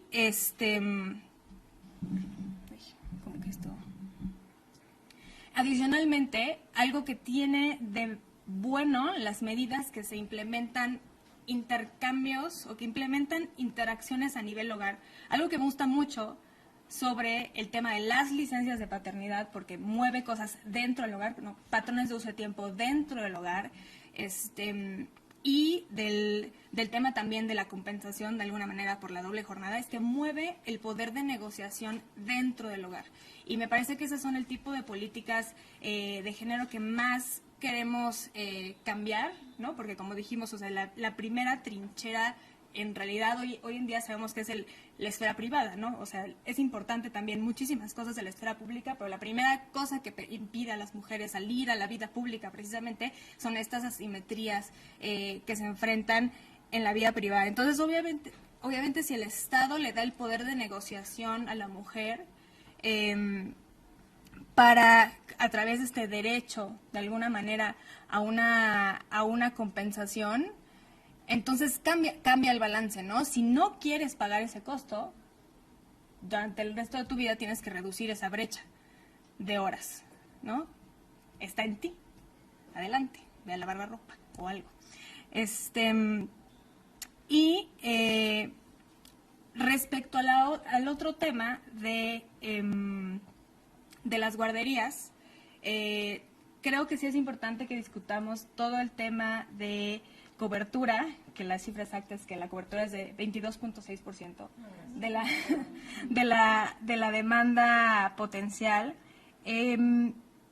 Creo que me parece difícil, o sea, desde el punto al que lo ves como de derechos, digamos, como la dimensión objetiva de los derechos, ¿no? Y la desmercantilización y cómo el Estado como que no está sujeto a si se tiene el dinero o no, sino que se tenga que dar. Estoy de acuerdo. Me preocupa el tema del corto plazo por una población de mujeres específica, que son las madres solteras. 2 de cada 10 mujeres de 15 a 54 años con un hijo nacido, vivo, con un hijo, son madres solteras, ¿no? Representan una población importante de las madres, y yo me pregunto, o sea, porque no tengo una respuesta, pero me pregunto qué pasa si pones a hombres y mujeres por igual en la lista de espera, independientemente de si las mujeres son o no son madres solteras. ¿Cómo podría eso tener una repercusión? Porque para una mujer que sea una madre soltera, el no tener acceso a una guardería es empobrecimiento, o sea, es como garantía de paso a la precariedad Entonces, eso se me hace preocupante. Entonces, no sé si el mundo ideal es uno en el que hombres y mujeres perfectamente por igual tienen acceso a esto, aunque entiendo la visión universal, me preocupa esa población en específico. Y con eso termino para abrir a discusión y preguntas. Gracias.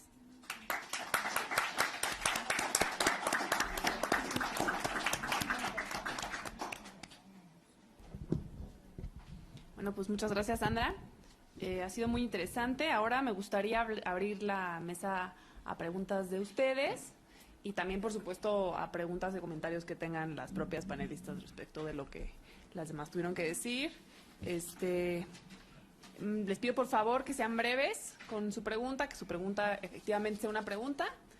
Y voy a tomar 3 preguntas en un primer momento, tratamos de contestar. Y luego, otra vez, si es que hay suficientes preguntas.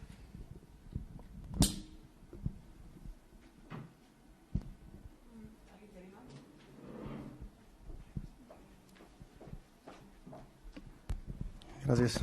No sé si vaya a romper la regla de que sea estrictamente una pregunta, lo intentaré plantear de esa forma. En un principio, una felicitación al Centro de Estudios Constitucionales y a todas las ponentes. Y yo quería referirme un poco al tema de la pensión compensatoria, como lo dijo la doctora Micaela. Yo creo que hay que atender al origen de la pensión compensatoria. La pensión compensatoria nace jurisprudencialmente cuando se determina que el divorcio con expresión de causa es inconstitucional y antes, como teníamos un divorcio con causa, pues había un culpable y un inocente y el culpable pagaba una pensión que era netamente asistencial. Se dice, bueno, ¿y qué va a pasar ahora, no? Entonces, nace la pensión compensatoria. El problema, de mi perspectiva, es que inicialmente se toma en una misma bolsa las dos cosas. Se dice, tiene una visión asistencial y tiene una visión resarcitoria. Resarcitoria el desequilibrio económico que se produce. Y en ese sentido luego se va mezclando y queda mucho de normatividad de la pensión alimenticia que la impacta.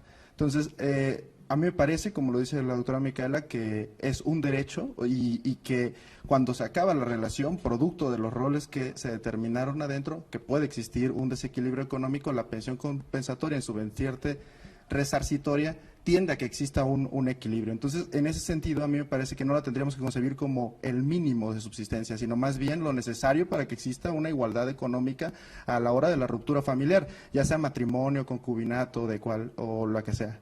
La pregunta siguiente, luego, ¿cómo la calculas en los casos concretos? Porque ahí existen problemas probatorios de cómo hacerlo, o sea, cómo calcular eso. Yo creo, una de las soluciones que he pensado es que hay que tomarlo como del 50 y el 50. O sea, en esta asociación, en esta sociedad que hicimos para la vida, hubo retos conjuntos, yo me encargué de esto, tú de esto, entonces si tú ganas 1,000 y yo gano 500, me faltan 500 para salir iguales. Esa es una visión a lo mejor muy básica, ¿no?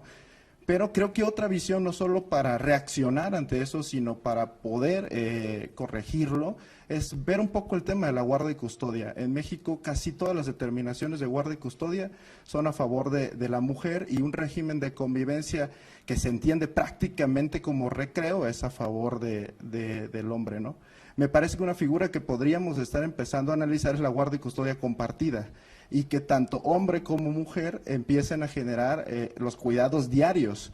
Evidentemente, eso trae todo una resistencia. He escuchado comentarios de que, no, pero el niño va a perder estabilidad en su vida porque va a ser una semana con uno y una estabilidad con otra.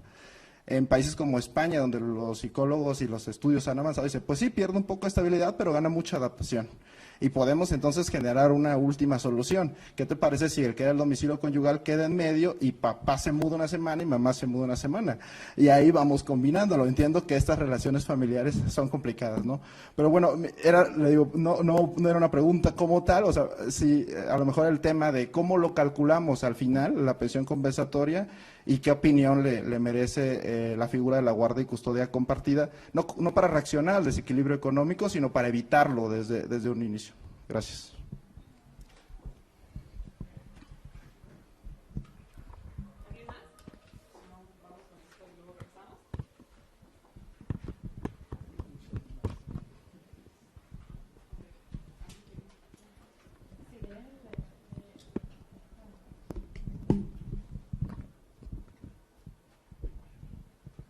Estoy de acuerdo. No, te iba a comentar sobre en realidad la guardia de custodia compartida. Por ejemplo, en Argentina hoy por hoy casi todas son así. Y es, por ejemplo, lunes, miércoles y viernes con la madre y el primer fin de semana, martes y jueves con el padre y el segundo fin de semana, luego lunes, miércoles y viernes con el padre y entonces la madre tiene el fin de semana libre uno, al siguiente lo tiene el padre. Y la mayoría de mis amigas que están bajo este régimen, que ya son varias, me dicen, la verdad que mis hijos sí han perdido un poco, que a veces quieren una camiseta que está en mi casa y están en la casa de los demás, pero todos han ganado un padre. Porque claro, en el momento a veces en el funcionamiento matrimonial, los hijos prácticamente los criaba la madre. Y cuando se ha separado y se ha hecho la custodia compartida, de golpe los padres tienen que ponerse a hacer las tareas de cuidado de los hijos, hacerles de comer, bañarlos y que se acuesten temprano, llevarlos y traerlos a la escuela, dejar de salir el fin de semana con los amigos porque tienen a los niños ese fin de semana en la casa. Entonces, por lo menos lo que yo sé es que ha funcionado súper bien. Ahora, ¿cómo calcular? Yo creo que, claro, yo, claro, tengo la experiencia argentina. En Argentina hasta hace muy, muy poco uno no se podía casar salvo con bienes mancomunados. Sí, que esto en México, claro, cuando yo me casé así porque así se casaba la gente en Argentina, cuando me casé yo, que no fue hace tanto, y claro, acá era como, ¿cómo? Eso nadie se casa, ¿no? Entonces esa separación de bienes que inicia desde el matrimonio y después genera riquezas también dentro del matrimonio, hacen muy difícil, supongo, el cálculo. Allá, claro, como todo era de todos, era imposible, siempre fue 50 y 50 y listo, ¿no? No importa dónde trabajaste, no importa si... Era siempre 50 y 50. Ahora que ya está la figura, sí, de la separación de bienes desde el inicio y tal, los cálculos han empezado a ser mucho más complejos, sí, pero también eso ha ido de la mano de que la mujer también ha tenido mayor emancipación del trabajo. Y el objeto de que se haya hecho durante tantos años era imposible, era nulo hacer un contrato prenupcial. Sí, era de nulidad absoluta, digamos. Entonces, el fin era justamente proteger a la mujer, que se consideraba la parte débil de la relación matrimonial. Entonces, se obligaba a casarse por mancomunado justamente para que si llegaba el divorcio, la mujer no se quedara en la calle, ¿no?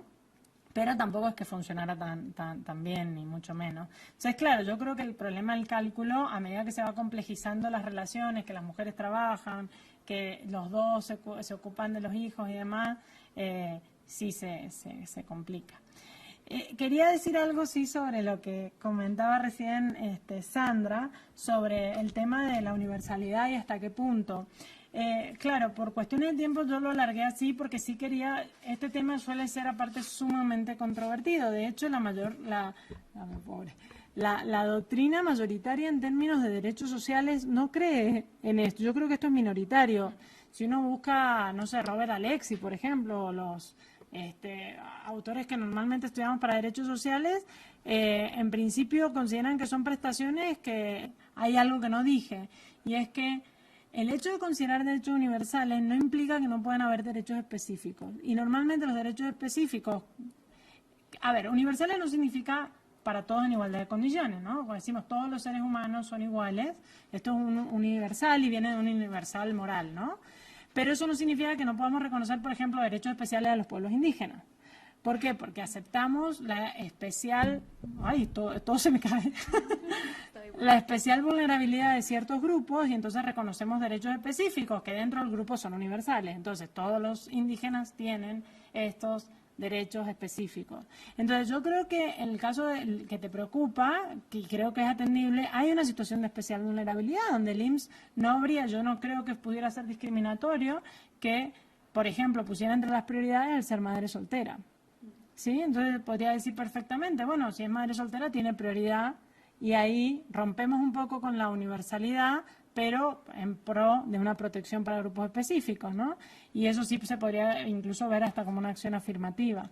Lo que a mí me complica del análisis de, bueno, hay pocos recursos, entonces no extendamos esto, es que al final como que no nos hacemos cargo del problema de fondo, de la discriminación indirecta que hay hacia la mujer por mantener guarderías únicamente para la mujer trabajadora, que eso también repercute de forma desigual en las mujeres que no tienen acceso a trabajos formales, y Y en ver esto como, bueno, que al final no parece que no es un derecho, sino es un servicio, y entonces, bueno, te lo damos en la medida en que tenemos los recursos, no tenemos que probar que no tenemos más recursos, y no lo podés exigir porque no es un derecho, ¿no? Si es un derecho, yo creo que tendríamos que exigirle mucha más justificación al Estado para que diga que no tiene recursos para acceder. Ese era mi punto, que estoy de acuerdo con tu preocupación, evidentemente, porque si no, al final, por proteger o extender, terminamos invisibilizando cuestiones muy específicas de vulnerabilidad, ¿no? Además de que si duplicas como los que tienen, la población que tiene ese acceso, se duplica este cálculo más que duplica, porque las mujeres no son la mitad de la fuerza laboral, se más que duplica este cálculo de la demanda potencial, que uno pensaría que tendría que extender la cobertura de manera más apresurada, que por lo menos metería esa prisa o ese incentivo a expandir la cobertura.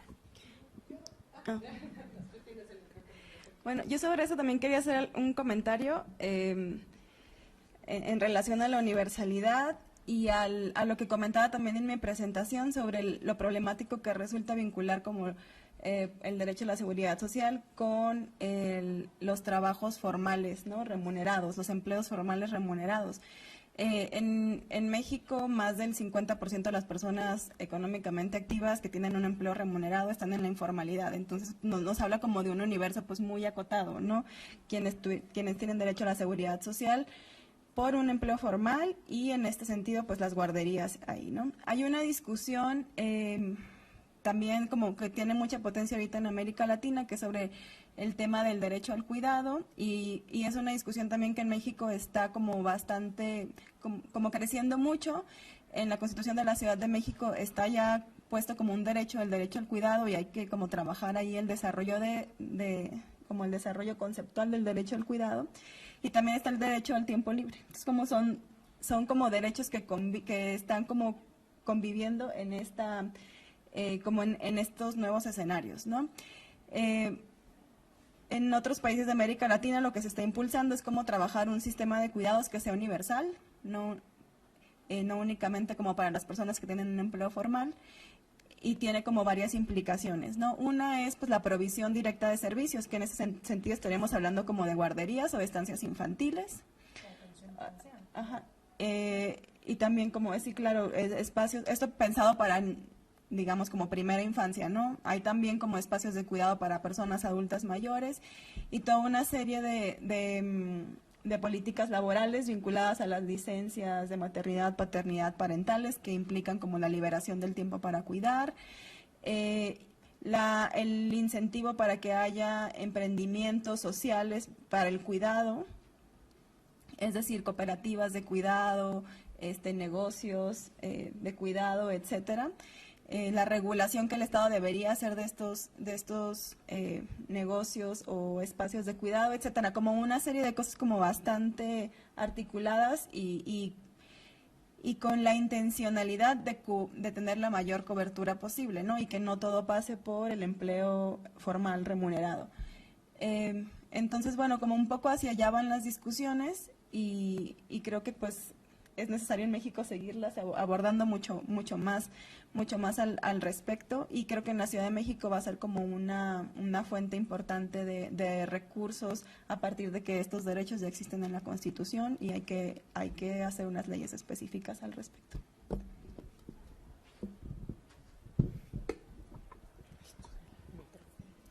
Sí, gracias. Y a mí también me parece muy interesante este ejemplo y esta sugerencia de la preferencia para la madre soltera al acceso a la guardería como una posible acción afirmativa. Porque volviendo a los casos que se judicializan, hay que recordar que son casos individuales, donde si se va a alegar un derecho a digamos que me están dando un trato desigual, se va a comparar una persona con otra persona. Entonces, si se hace una regla general que diga todas las madres solteras tendrán preferencia, imagínense que son derechohabientes del IMSS, una alta ejecutiva soltera y una trabajadora que tiene una plaza pequeña, ¿no? De profesional operativo, que tiene mucho menos recursos y que está casada, pero su cónyuge también trabaja. Y entonces no hay quien cuida al menor. Si fuera un caso judicial, diría, por esto es inconstitucional o es desigual o me da un trato discriminatorio. ¿Por qué? Porque la señora, aunque sea madre soltera, tiene toda una red de cuidados y tiene toda una posibilidad estructural de dar cuidados a sus hijos privados.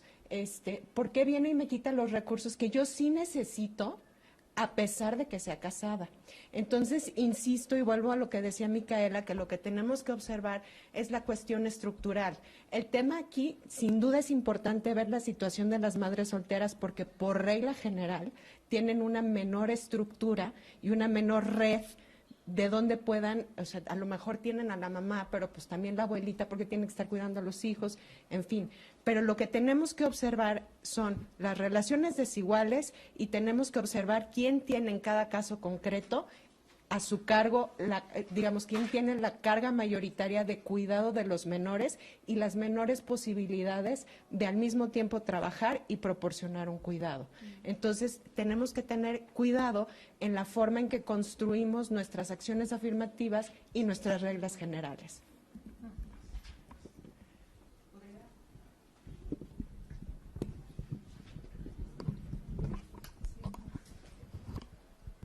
Sobre este mismo tema de si es acción afirmativa o si es discriminación indirecta porque son excluyentes, ¿no? Me genera una inquietud en lo que decía Sandra de que es importante cómo la manera en la que el Estado diga que te está obligando una norma incide en el impacto que tenga en la realidad. Entonces, lo que quisiera poner sobre la mesa es si denominar la acción afirmativa, a mí me parece que, digamos, trae un error de origen. El tema de la prelación para cualquier persona, hombres, viudos, para cualquier persona, el tema de la prelación en el servicio de guarderías, a mí me parece que es una medida que si acaso lidia con las consecuencias de una norma que discrimina indirectamente, ¿no? O sea, lidia con las consecuencias de una norma que trae un estereotipo de género en el que sostiene que las mujeres son las que naturalmente tienen que encargarse del cuidado de los hijos. Entonces, si hay una medida en este sentido, en la prelación, como quieran organizar la madre soltera, o sea, si la prelación que se vaya a determinar es una forma de lidiar con las consecuencias que está generando en el mundo fáctico una norma discriminatoria. Y yo creería, en principio, que una acción afirmativa no es una herramienta para lidiar con las consecuencias de una norma discriminatoria, sino es una herramienta, es uno de los remedios para lidiar con desigualdades estructurales. Y entonces, ¿cómo estamos entendiendo las acciones afirmativas? Y eso lo ligo también con el tema de los vagones rosas, con muchos otros temas que refuerzan o no estereotipos de género. ¿Cómo estamos entendiendo las acciones afirmativas? ¿Cómo la Corte, cómo el legislativo, cómo el presidente nos están diciendo que es una acción afirmativa? Y aquí me parece que aceptar que el tema de la prelación, como sea que lo acomoden, es una acción afirmativa, es pues un poco ya ceder de entrada. Es decir, siempre vamos a tener esas consecuencias negativas, es darle la razón a la norma discriminatoria y no empezar a pensar de otras maneras estos remedios estructurales de los que habla Micaela. Me gustaría poner eso sobre la mesa, que sí va a incidir muchísimo, o sea, digamos, no es un tema gratuito si estás considerando que la prelación es una acción afirmativa o no. Para mí la prelación es solo una forma de lidiar ya con el problema que genera tu norma discriminatoria. No es un remedio estructural, que es lo que yo coincido con Micaela, que necesitamos ante el tema.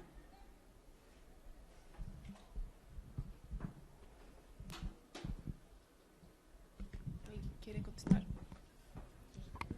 Estamos de acuerdo con él.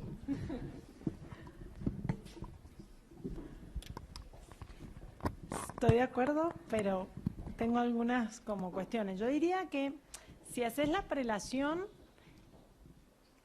sería después de que quitaste la diferenciación, porque si no, si mantenés la diferenciación, ya claramente lo que estás diciendo es seguimos manteniendo la discriminación directa. Eso no tendría ningún sentido. Yo creo que está bien sacar la distinción. y claramente a lo que decía Sandra también de los efectos que luego tiene el reconfigurar, ¿no? Un efecto que no decía Sandra recién, pero por ejemplo las licencias de paternidad también tienen efectos en que reducen la discriminación en el trabajo. Porque al final si te van a contratar, igual sos mujer o seas hombre, si se quedan embarazados como pareja, los dos se toman 3 meses, al empleador un poco que le da igual, ¿sí? Contratar a una mujer o un hombre. ¿Por qué contratan normalmente hombres? Porque son más caras las mujeres, en el sentido que les tienen que pagar la licencia de maternidad y a los hombres no. Entonces hay muchos efectos después de abolir, digamos, este trato diferenciado que es discriminatorio indirectamente para la mujer. Ahora, el tema de si la acción afirmativa sirve o no para lidiar con la desigualdad estructural, yo creo que es medio complicado, porque más allá de que yo soy una ferviente defensora de las acciones afirmativas, también soy consciente de que tienen muchísimas limitaciones.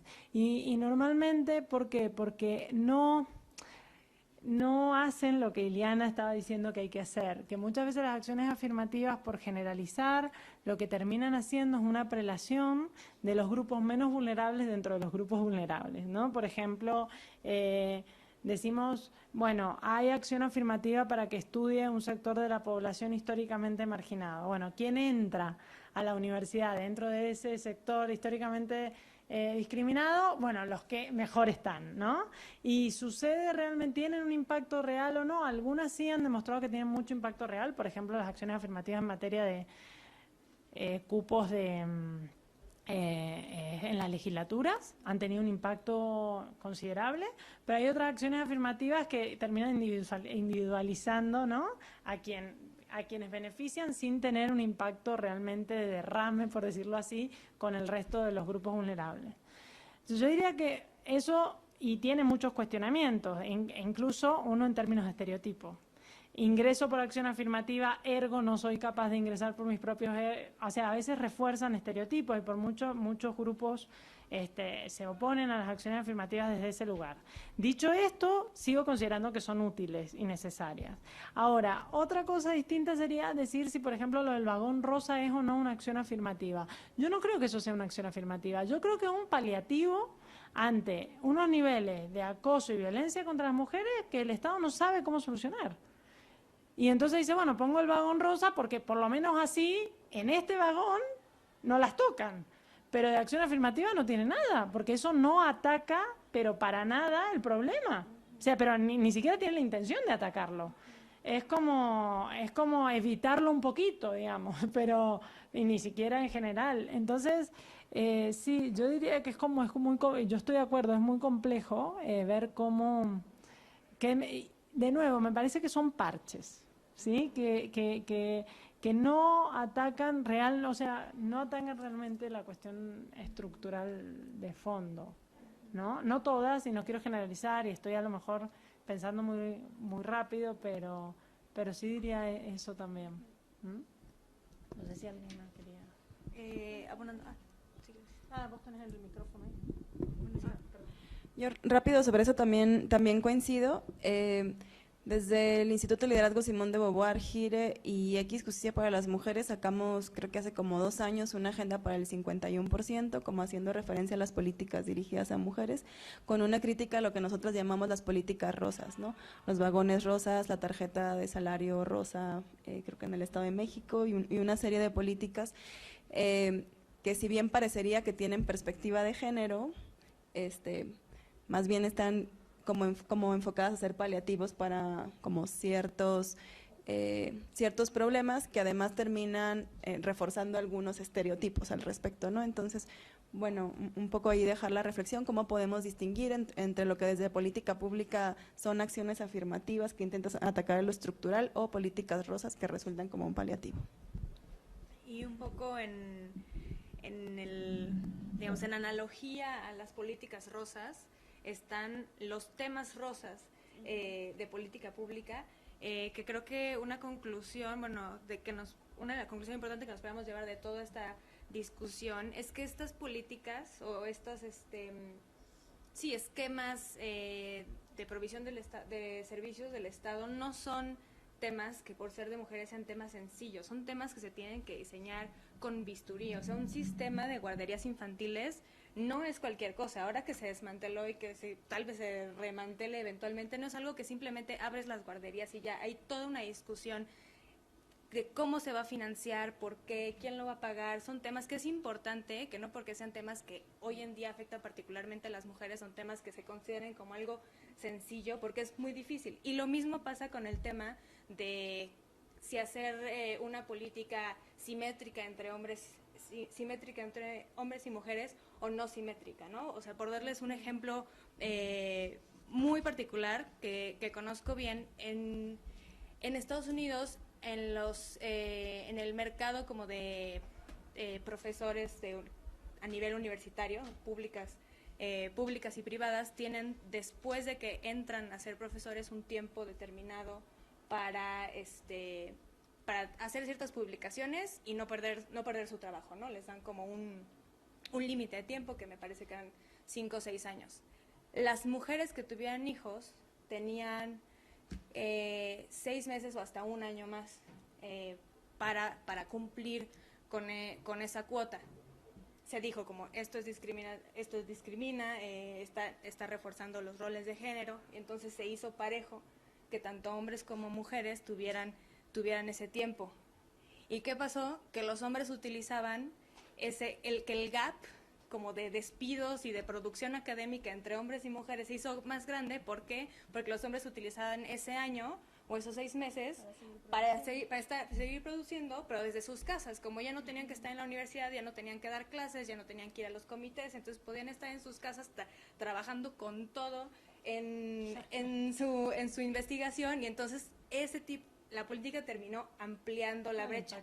Entonces, sí, o sea, creo que una conclusión de todo lo que hemos estado discutiendo es que esto se tiene que diseñar así, con bisturí, viendo casos internacionales y que son temas sumamente complejos y que se tiene que incluir a las mujeres en este tipo de debates para que se pueda hacer bien. Una cosa más, perdón, que ahí, con lo que decíamos recién y que me hizo pensar, Cristian, es que el tema también de ver de nuevo, si es un paradigma de derechos, en principio la guardería debería ser universal, ¿no? Y ahí ya no tendríamos problemas, madres solteras, hombres, todos entrarían, ¿no?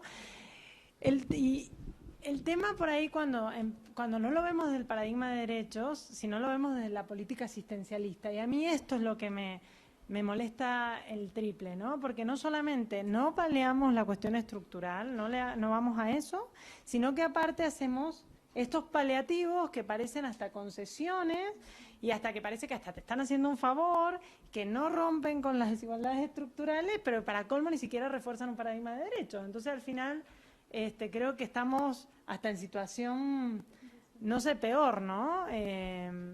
Porque incluso pueden hasta invisibilizar el problema de fondo, ¿no? Cuando estás recibiendo algún tipo de beneficencia, no te quejas tanto porque al final lo puedes perder y terminas invisibilizando mucho más la cuestión estructural de falta de acceso a los derechos, ¿no? Entonces, eso, por lo de los rosas, se me vino a la cabeza. Pues se nos acabó el tiempo, pero estuvo muy interesante. Les agradezco a todas su participación y pues esto básicamente quedó claro, creo, con las últimas intervenciones, una buena conclusión de cómo el Estado, a veces de manera asertiva o a veces no tan asertiva, se entromete en los poderes de negociación que hay en el seno familiar y cómo queremos ver que el derecho y la familia no solo es las relaciones que hay, por ejemplo, en casos de pensiones alimenticias, sino también en casos de guardería, porque la manera en la que el Estado interviene en la familia afecta los poderes de negociación y perpetúa ciertos roles o estereotipos de género. Entonces me gustaría entregar a las participantes un reconocimiento por parte del Centro de Estudios Constitucionales y también del ITAM por haber venido hoy y haber compartido con nosotras esta reflexión. Gracias.